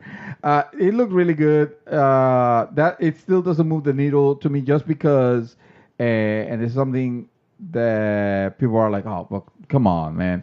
It's still EA, and I still don't trust EA to not be EA. Yeah, I agree. Because a game as recent as Battlefield 5, it's out. And I will argue that game, even though it is locked as far as it's not as crashy as other Battlefield games that have come out. It's still not perfect, but content-wise, it is barren. Yeah, that game came out without one of its chapters there, That's and insane. you didn't used to do that before, and now it's kind of accepted. Not to mention that as a Battlefield game, it feels like a very watered down experience, and I don't know if I don't see. I have a strong feeling that they're not going to do well in this battle. Like I feel that the numbers when they tally those numbers up on this Battlefield, I don't think it's going to be. I think it's seriously going to almost bomb. And it's not because there's anything wrong with the game or like that, other than the fact that there's lack of content. Yeah. But realistically, I think it's just when they look at those numbers, EA is going to take a hit on this one. This is it. Okay. This is what you do to revitalize that, and we're going to come back to as long as we're in the thing of EA for Battlefield 5 specifically. You bring back Battlefield Bad Company 3. You announce Battlefield Bad Company 3. That's what you do. That's the only thing that you can do to revitalize this series. Otherwise, this is it. This is it for Battlefield. Sir? Yeah. This will be it. Because I don't think they're going to do it. I think they have to know. Don't think they're going to do it. Yeah. I think this is it. Skate 4. Yeah, right. Crash Team Racing Nitro Fueled. The Nitro Fueled. So they're bringing back Crash Team Racing completely redone. And hey, apparently people go, this is better than Mario Kart. There's like a following of people going, no, yeah, Crash Team Racing CTR is way better than Mario Kart. We'll see now. That sounds like the crazies are talking. Yeah. I'm like, we'll see now. And now this is the one I wanted to bring up, The Outer Worlds, which was from Obsidian. It's from Obsidian, which they touted as being a Microsoft studio. But this is not going to be this is actually going to be multi-platform. I know that's what I say. It's like, mind you, this is from Obsidian, a Microsoft studio. Yes. It is coming to all platforms. It is coming to. I don't think Microsoft knows how to do this. This may be, they just purchased them recently. They just acquired. So this may already be in the works. And who knows what the publisher is? The publisher's like, no, we already have this going to everybody. That's true. So, at this point, this is not saying that Microsoft is going to be the publisher of this one. So correct. Yeah. I understand that part. I'm just saying, like, hey, but you would have, you should have. I mean. Not to me. I'm not saying this is what I prefer, because fuck exclusive on consoles. That is stupid. I want games, especially games like this, to come out on all the platforms so everybody can enjoy it. Yeah, I'm just saying, like, this. If this would have been Sony, this shit would have been locked down and forget about the Xbox version. Yep. And anything else, and no PC version either. Good night. Let's be real. Yeah. Let's be real. That would have been done. Yeah. It looks like kind of a Fallout game. It is. And it looks like a way new better Fallout. running. I mean, the Fallout, the Fallout that we know now. Not the isometric ones. No. It looks. It of course it's house that in the trailer. Yeah. From the makers of the original Fallout. Yes. And the developer of Fallout New Vegas. That's exactly what. That's hilarious. They're using the Fallout name on it, and they're fucking proud. They're like that name's not tainted because we didn't fuck it up. So I was like, "Woo!" Shots fired. That was amazing. That was amazing. Yeah. God. We got, and it looks really good. It does. It's still early to tell if a lot of that was cinematic. It looks like a combination between Fallout and Borderlands. Yes, and a little bit of Rage. Yeah. I agree. Speaking of Rage, oh boy, oh mama. Rage. Well, I can get to it. Rage 2. Please do. They showed the open world trailer off on stage, and that they was not imagined by anybody. no entity in the universe, no Thanos, and no mysteries of the world would have thought that I was gonna be sitting here, super excited about a Rage sequel. No one. Because Rage 1, which looked amazing for its time, but it was fucking terrible. Was it? Oh, Armando actually. It was not okay. It was all right. It was not that it was fucking terrible. I'm exaggerating on that for the sake of humor. No, but in reality, it was not great. It was the shooting was fun. It was that's what it was. It was fucking Destiny 1. The shooting was fun. Okay. Everything else, story wise, and everything else was a chore. It managed to make a fun shooter not fun. They teased Dragon Age, and I'm like, is that what that was? That's what you said it was. I'm going with what you said. The thing came up as from BioWare, and I'm like, oh, this is Dragon Age, and then something wolf, whatever, and I'm like, huh? The mark of the white wolf. Yeah, I'm like, okay. So it was a teaser. It didn't show off any gameplay, which I guess realistically, they haven't even finished freaking... This is BioWare saying, yes, guys, we're working on Dragon Age 4. No, this is EA going to the shareholders. Guys, we have plans after Anthem. Just relax, guys. Just relax. Don't pull the money yet. Yeah. Or, again, BioWare saying... Hey, if Phantom tanks, please don't kill us because we still have Dragon Age. We still have a backup. It's still happening. We know how to make Inquisition Day good, right? Yeah. Stranger Things 3, the video game. Oh, I was like, I don't know about that one. It looked a little mobile-ish, but they didn't really say anything on that. And then, of course, Stranger Things 3 isn't even out yet. Yeah, so I assume it'll come out with the show. Yeah. And I think it was a mobile title. It's a mobile title. Okay, yeah. Don't quote me on that though. Psychonauts 2. I was surprised because that came out. I feel like it has been announced forever ago. It has been. Yeah, and it was. It might as well be Beyond Good and Evil. Yeah. But it looks really good. I played a little bit of the first one, and from what I played, I really enjoyed it. It's just that I played it kind of late, or very late. But yeah, it's cool to see that game coming out. It is Double Fine, right? Double Fine. Yeah. Mortal Kombat 11. Mortal Kombat. They showed off a cinematic trailer.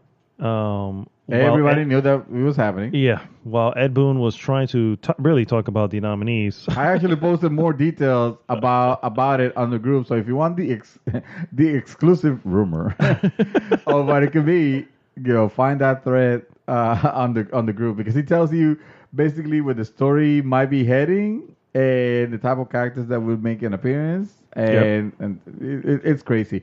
That reveal was kind of wonky to me. I'm not sure if it worked out. You telling me, and I was like, because it almost like the way they presented it was here comes out Ed Boon, and he's gonna present one of the nominations. I forgot which one it was. And he goes and say, and here's the nominees for game of whatever, blah, blah, blah. Okay. And then the video showed no strange cut, not something that looked like it got hacked or anything like that. No, it just straight out the trailer for Mortal Kombat. After he said, here are the nominees for game of whatever. Trailer for Mortal Kombat. Everything, we saw it, and the whole time I'm not thinking of the trailer. I'm not even watching the trailer. I'm like down there posting like, somebody fucked up. Look, they made a mistake here, and then it comes back to it's finished the trailer, and then he comes and it's like, I guess somebody played the wrong video, and the whole time I thought, well, that was a fuck up, and fuck ups happen, and that's fine, but they're hilarious, so I'm still gonna poke fun of it. And like I did not pay attention almost to this trailer because I was thinking of the whole mess up. But then you made some good points and you clarified that no, this was probably staged to happen like this. Yeah. To me, I still think that it lost the impact because I was paying more attention to what had happened. Perhaps. Although I would argue that it worked exactly again for Nick, because Nick came running out of the room and he was like, dude, Mortal Kombat 11. Come on, Nick. I told you it was happening. I I put it first on the group, man. Come on. Come on. So I think while yes, I mean, for me, I saw it. I was like, okay, I'm not a big Mortal Kombat person anymore, and he, I was like, okay, and then he came back and the way he said it at Boone, I was like, oh yeah, this was staged. You know what? I mean? You know what's I funny? didn't buy it at all. You know what's funny is that I own that game. Which one? 11? No, 10. Obviously, 10. And because I bought it on one of them deals on PC, and there was a point where WB was like, nope, we're gonna stop supporting the PC. It's not gonna. There's some new. Oh, the MK, yeah. There's some new characters and some new season coming. I guess we're calling them seasons now. But there was a new character pack that was coming for all the platforms except for PC because we're not supporting the PC version anymore because fuck you. Because we are WB and we do that because they did stuff like that with Batman Origins.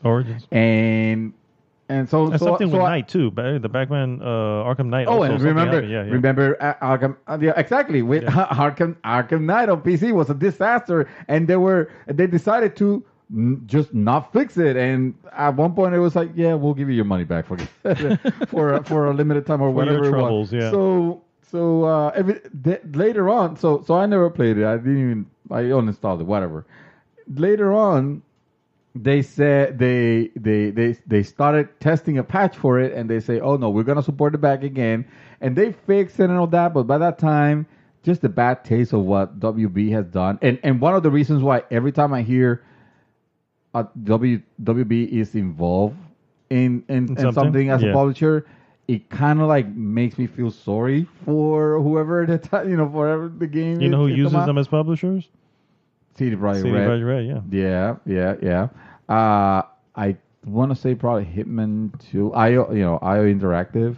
IO Interactive, yeah, I can see that. Especially now since it flashes the WB logo, and I'm like, oh god, I would have preferred Square, and that's saying a lot. That's hilarious. Finally, the last news bit, big one. Xbox Winter of Arcade lineup was announced. At the show. Yes, he was. If you remember, Winter of Arcade is actually a sort of an homage to the Summer of Arcade that they used to do on the Xbox 360. The lineup includes Monster Boy and the Cursed Kingdom, Mutant Year Zero, Subnautica, which launched on Tuesday, Ashen, which has been in development for a while, Hello Neighbor, Hide and Seek, which is available on December 7th, so it's already. Kingdom 2 Crowns, which is on December 11th. Desert Child on December 12th. Below, another one that's been in development forever, comes out on December 14th. 2013, I think it was. Yeah, and Donut County on December 18th. These are all coming to the to Xbox Live Arcade. Yeah, the what's it called? Winter of Arcade. Excuse me, I already forgot it. And all, of course, going to be available on Game Pass. So you have a slew of games coming to you, which is actually pretty amazing. Yeah.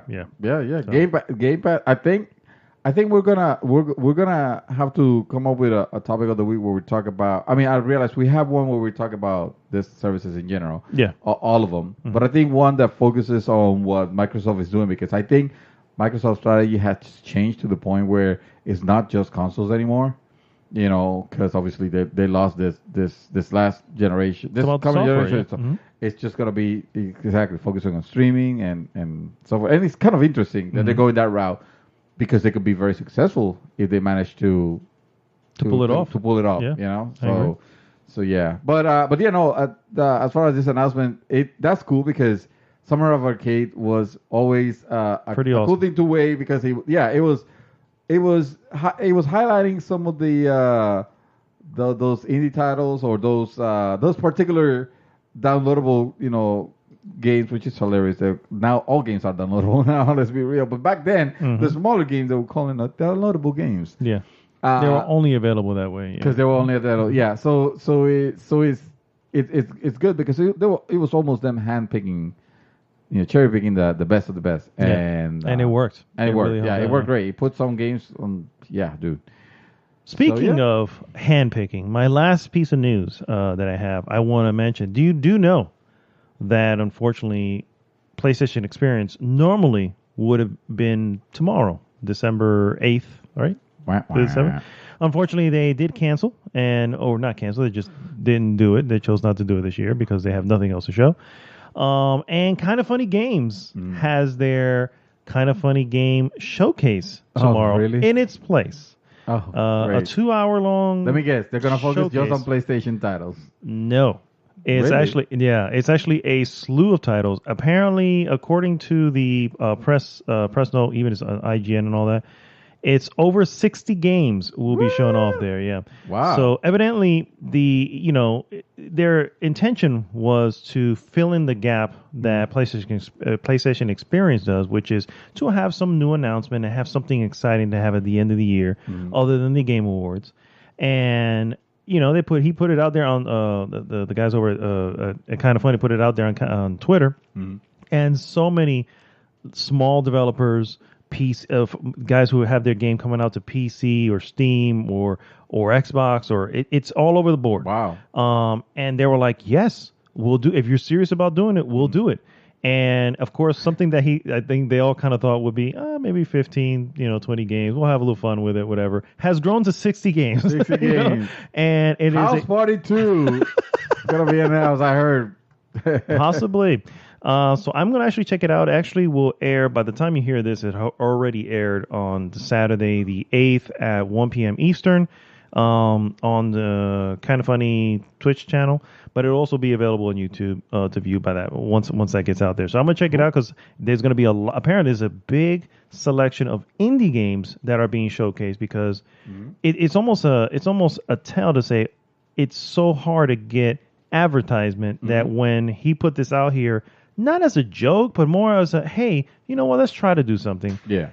They got freaking flooded with hell yeah, we do it because they do anything they can to get their message out there. So hopefully they'll be able to pick, the good best stuff. titles Yeah, exactly. and show them. Not just I think anything Sega even is involved with it. So Sega has a couple of titles that they're going to show off. So I'll check it out and I'll let you guys know. I don't know if you're going to try to check it out, but I'll let you guys know how some of the stuff. Definitely have some of the highlights. I'm looking forward to it because I'm a big indie game guy. So that's all I have, sir.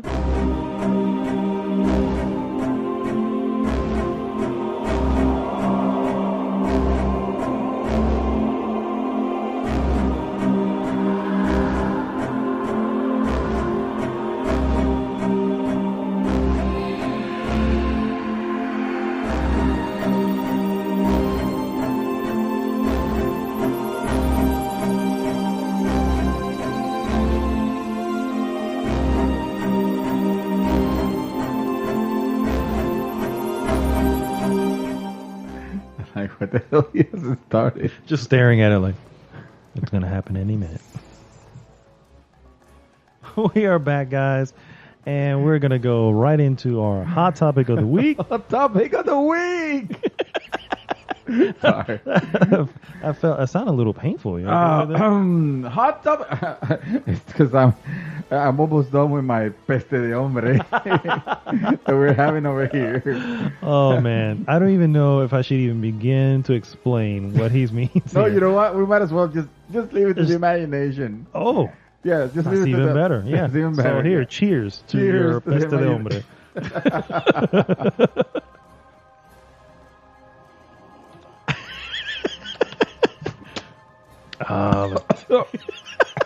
The taste of cigar and sweat. Sorry. Oh my god! It hit the back of my throat.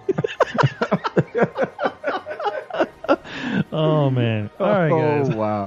We're having an old fashioned. Yeah. All right, we're having an old fashioned. Yes, guys. exactly. Come on. Old fashioned, which is a classic cocktail. Yes, meant to be manly. a very manly drink. Exactly. And that's why we called it peste de hombre. For those who don't speak Spanish, peste de hombre literally translate to stink of man. Or Stinko Man. Stink of man, indeed. The new Mega Man bad guy. One of the evil robots. Exactly. Yes. Oh man. Hot topic the week. This week, guys. Jesus Christ. Peste de hombre is real. Yeah. Is THQ? What is the deal with THQ Nordic, sir? What is the deal with THQ Nordic? And So- I have to ask you because I didn't know there was a deal with them. So I have problems with it. So I guess maybe that's why I made this the hot. I was like, we need to discuss what just what the hell they're doing. What is going on So- with THQ topic? So first off, do you recall the original THQ? Oh yes, you mean you're talking about Toys headquarters? Toys headquarters, yes. Yes, I do remember Toy headquarters. Yes. I think they've been around they were around for a long time. They went defunct in like 2012. What I remember them mostly for was a bunch of wrestling games I used to buy for the Nintendo 64, Hey. which were freaking awesome, dude. Let me tell you. The wrestling. No, I think they go back to even the NES era. I want to. Oh say. no, they do. But I remember those yeah, are my yeah. favorites because that's when 3D came in and all that, and they were dude, they were so good. They were. I don't know if anybody played them, but that's my biggest memories of them. THQ. To me, THQ is Darksiders and a lot of B tier games. They were. They definitely were. Before AAA or A games or B games. There were triple B games. I would say call them. that they were A games. Darksiders, for example. That's true. Yeah, that the original Darksiders and Darksiders 2 are definitely considered, and we will bring up Darksiders 3 in a moment. However, In a how New much York do you game. know about Nordic games?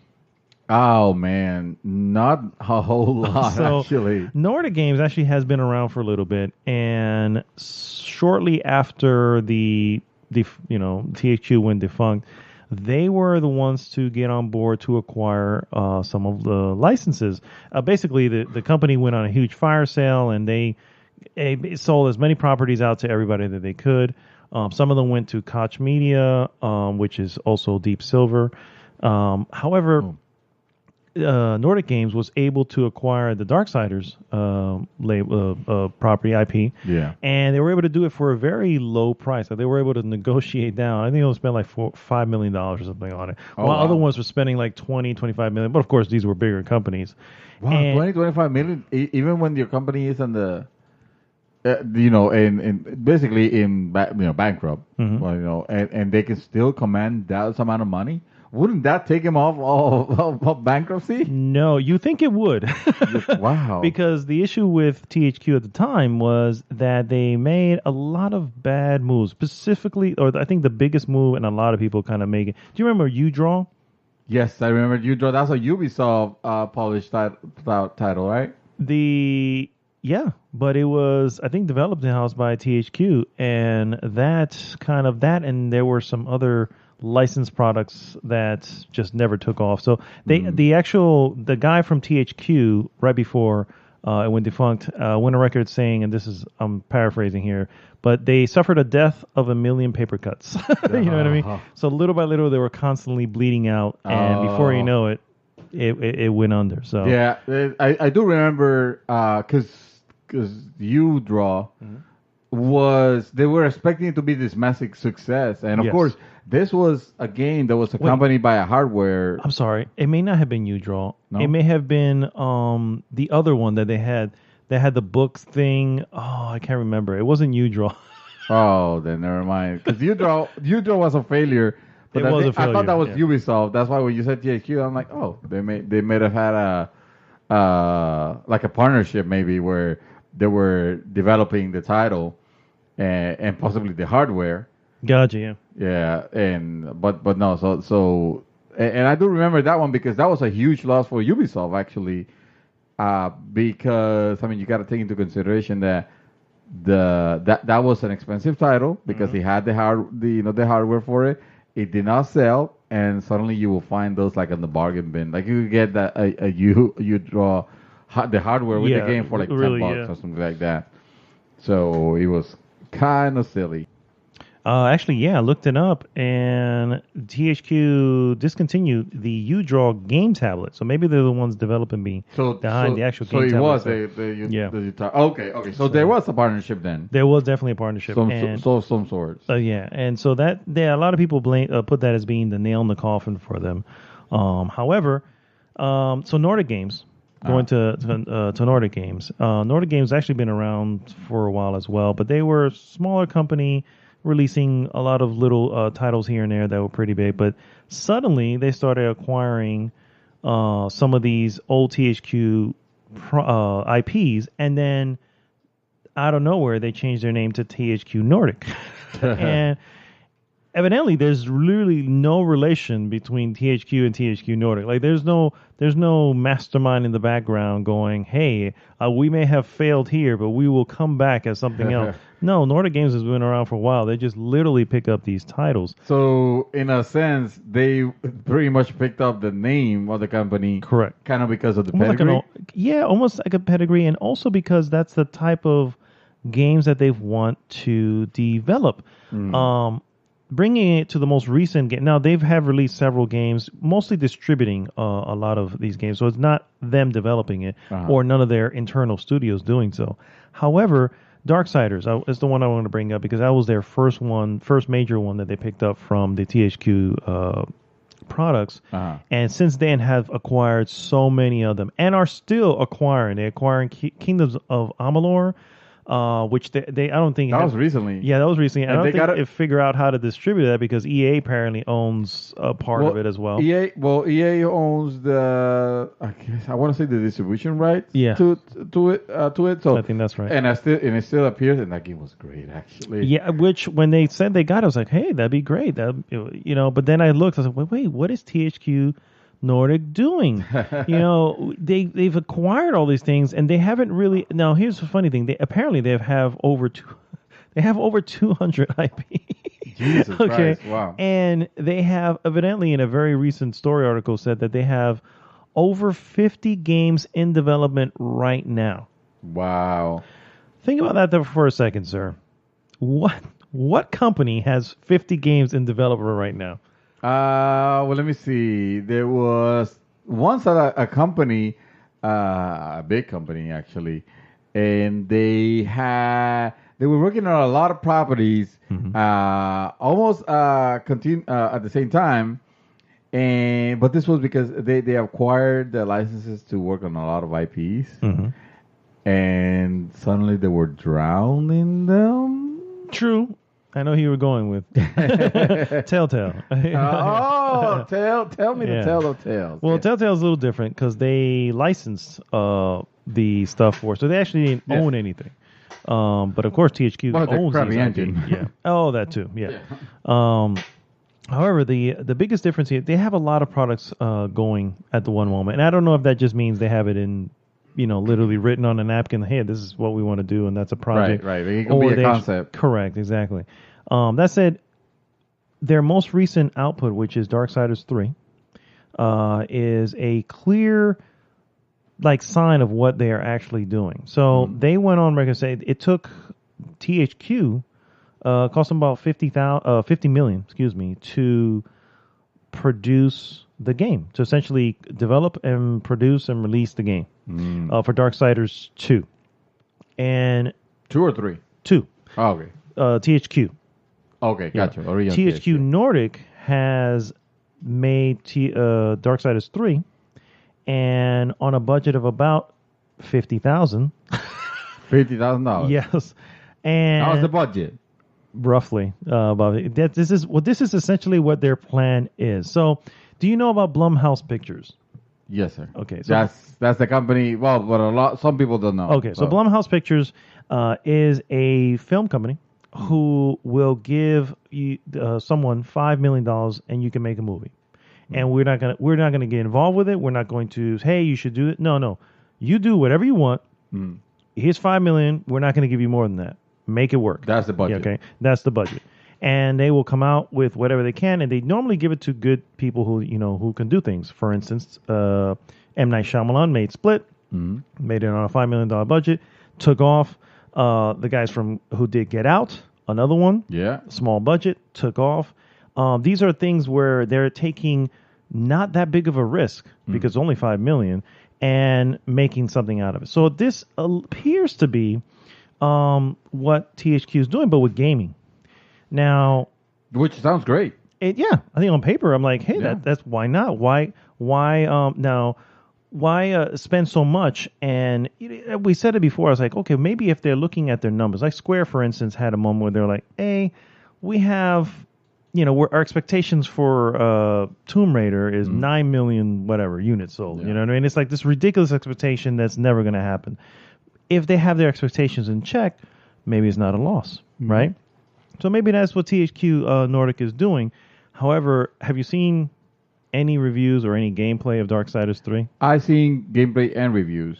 And even though they're not terrible, they are not stellar either. It's a solid triple B title. Yes. So it almost feels like they know they almost know who they are and know what it is that they want to do. They want to make those B games, and they want to do it with titles that appear to be, to bring back to nostalgia, right? Yeah. They got Time Splitters. They just bought Carmageddon.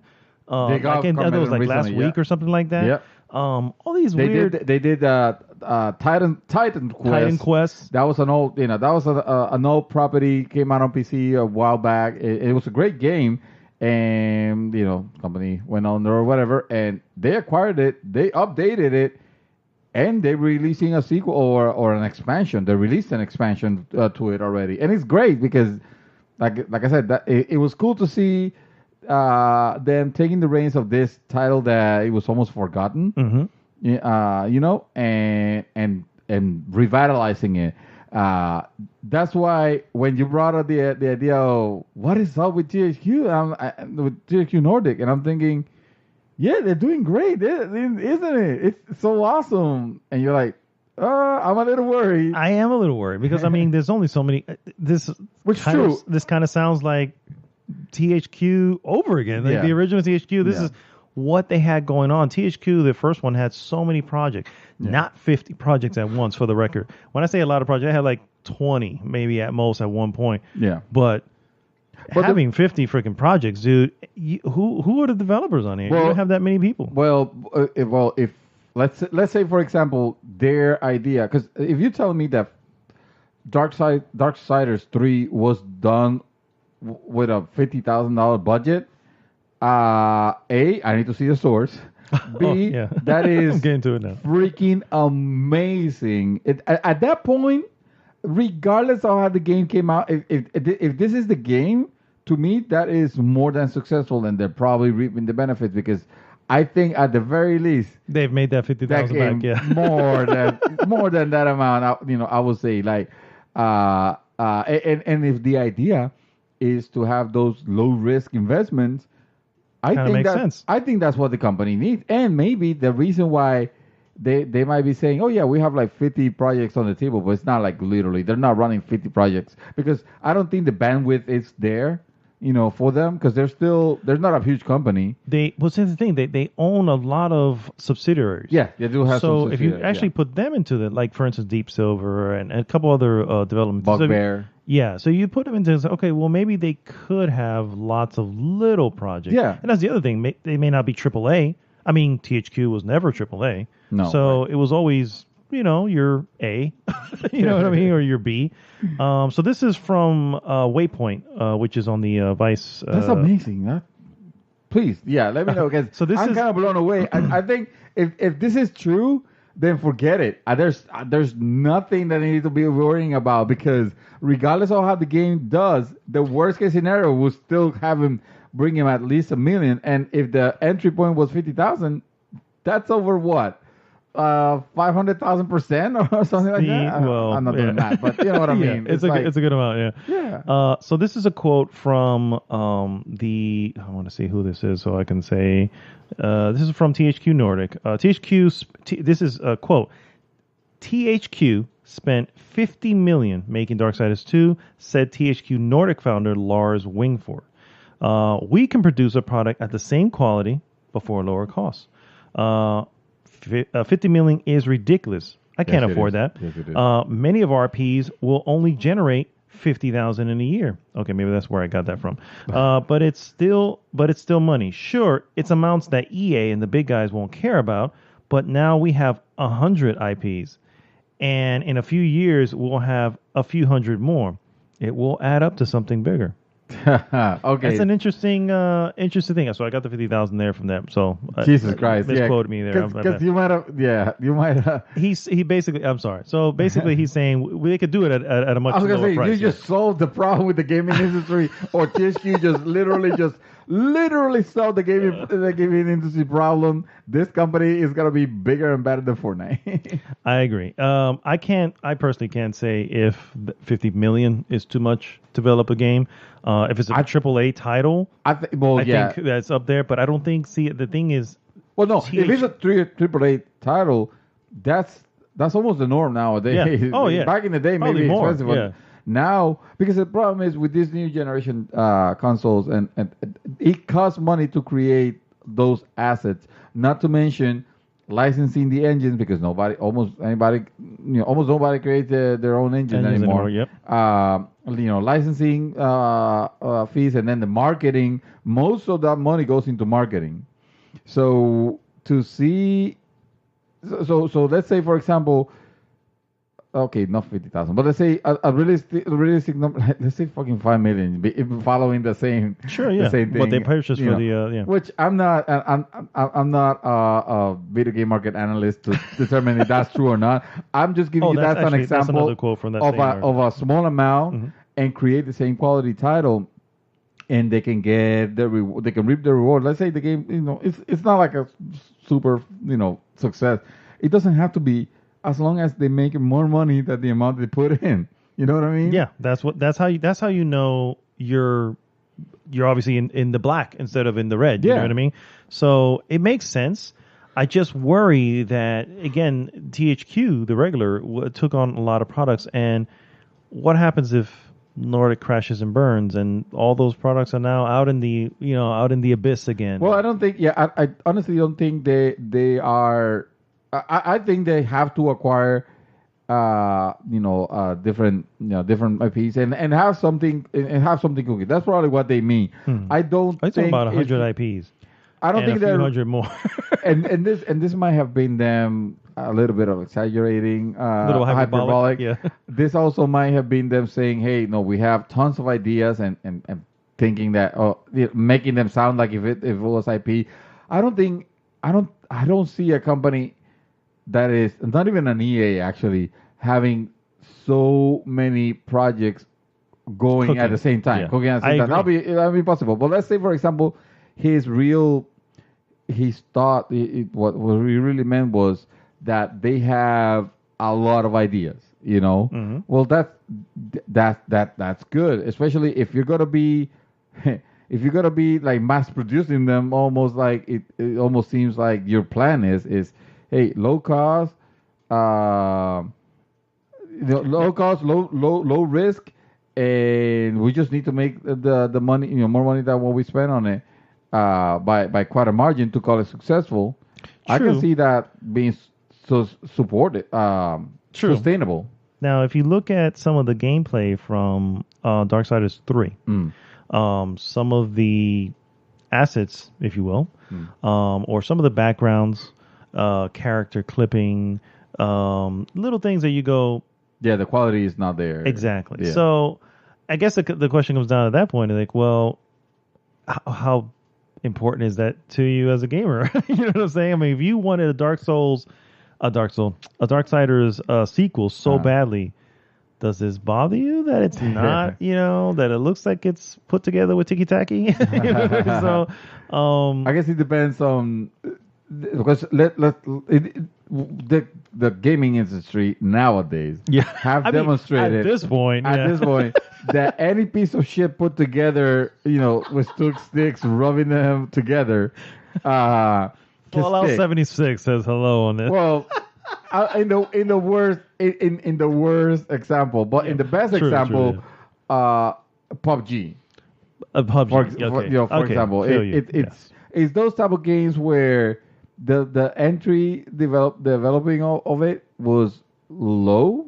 I mean, talk about, and this is not to say anything negative about Rocket League, because Rocket League it was a quality product from day one. Mm-hmm. But you could say that I don't think that AAA, there was not a AAA budget behind that. Yeah. it got done and it hit. It stuck. It was successful. It was definitely a phenomenon. Absolutely. So stuff like that. I think it's almost like they're gonna be throwing a lot of things to see what sticks. I really think that's exactly what they're gonna do. But with the exception that even those things that don't stick, it'll still give him some sort of return, or at least they're hoping that it will. I think correct. Okay, that's what you're saying. So, in a world in a gaming industry now, I think it can be argued that we are in the best moments of gaming ever, right? I mean, when games come out now, they obviously taking Fallout 76 out of the equation, they very seldomly do not look at their best, right? I mean, even bad games are looking great nowadays. Yeah. Okay. It is said, and there are many articles you can read up on where it goes, those games that are now a 7, they're just being overlooked because there's too many good games at a 9. So look at freaking Lara Croft, for example. Exactly, yeah. And Lara Croft is not a 7 game. It's Lara not a Croft 7 game. It has been an 8. It's just that this is There's the year too where many 9s and too many 10s. Exactly. Yeah, So in a world where that happens, if your company is literally churning out 6.5s and 7s, you know what I mean? You're out. Can you survive? Can that technically be sustainable? Well, I'll tell you what though, it depends on the expectation. For Square Enix, no. Lara Croft, for all intended purposes, Tomb Raider it's a failed IP and they're gonna shelve it, unfortunately, and that's it. We're not gonna see it again until another decade. For a THQ, however, that's not expecting that much because they're not crazy like that. If it just gives enough to break even, let's say, That should be good enough. They'll be like, well, okay, on to the next project because we still have 99 projects. and a PJ one. Nice. So yes, I wanted to close on this statement where THQ Nordic says they have 35 unannounced games in development. This is from GamePlanets.com. It appears THQ Nordic isn't done with its shopping spree because it's still picking up a bunch of stuff. But it did announce during a recent financial report, founder and CEO Lars Wingsford confirmed that the company has a total of 55 games in development across its numerous studios. Okay, there you go. See, he said it, and that sounds like a lot, actually. It's a shitload, yeah, 55. Of those 55, only 20 have been announced. Okay. So you used to have 35. So the other 30, they are concept then. They're just written paper. Could be. Something on a napkin. And they're calling it being developed.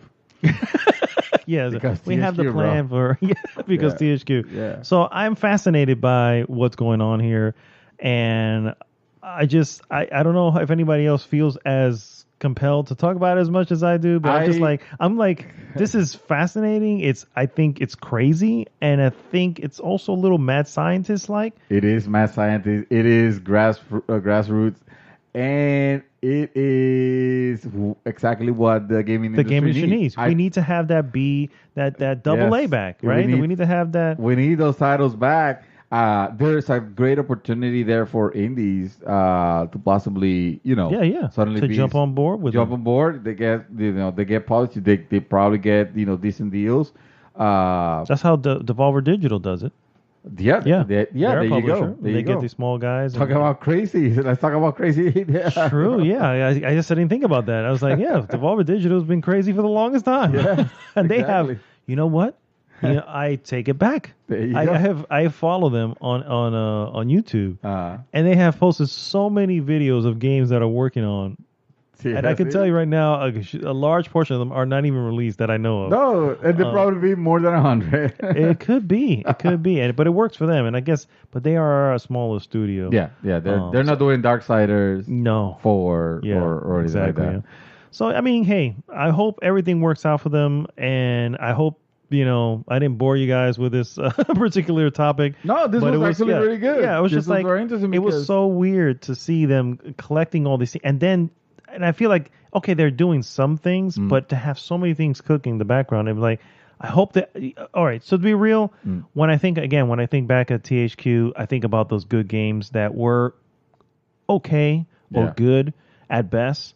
But I still enjoy playing them. I actually played a lot of wrestling games back in the day, and I enjoyed all of them. THQ had a bunch of good stuff. Did you have Batman? Who? Oh, was that Sun? That was Sunsoft. Batman. I'm talking about Batman, the 8-bit game. The 8-bit game? Yeah, that was I think that was Sunsoft. Yeah. So to see them, to see this company almost pay, like literally pay an homage to THQ by calling themselves THQ Nordic, I don't want to see them go. And I don't want to see anything poor happen to them. So maybe that's just my own concern. But yeah. I think You found it?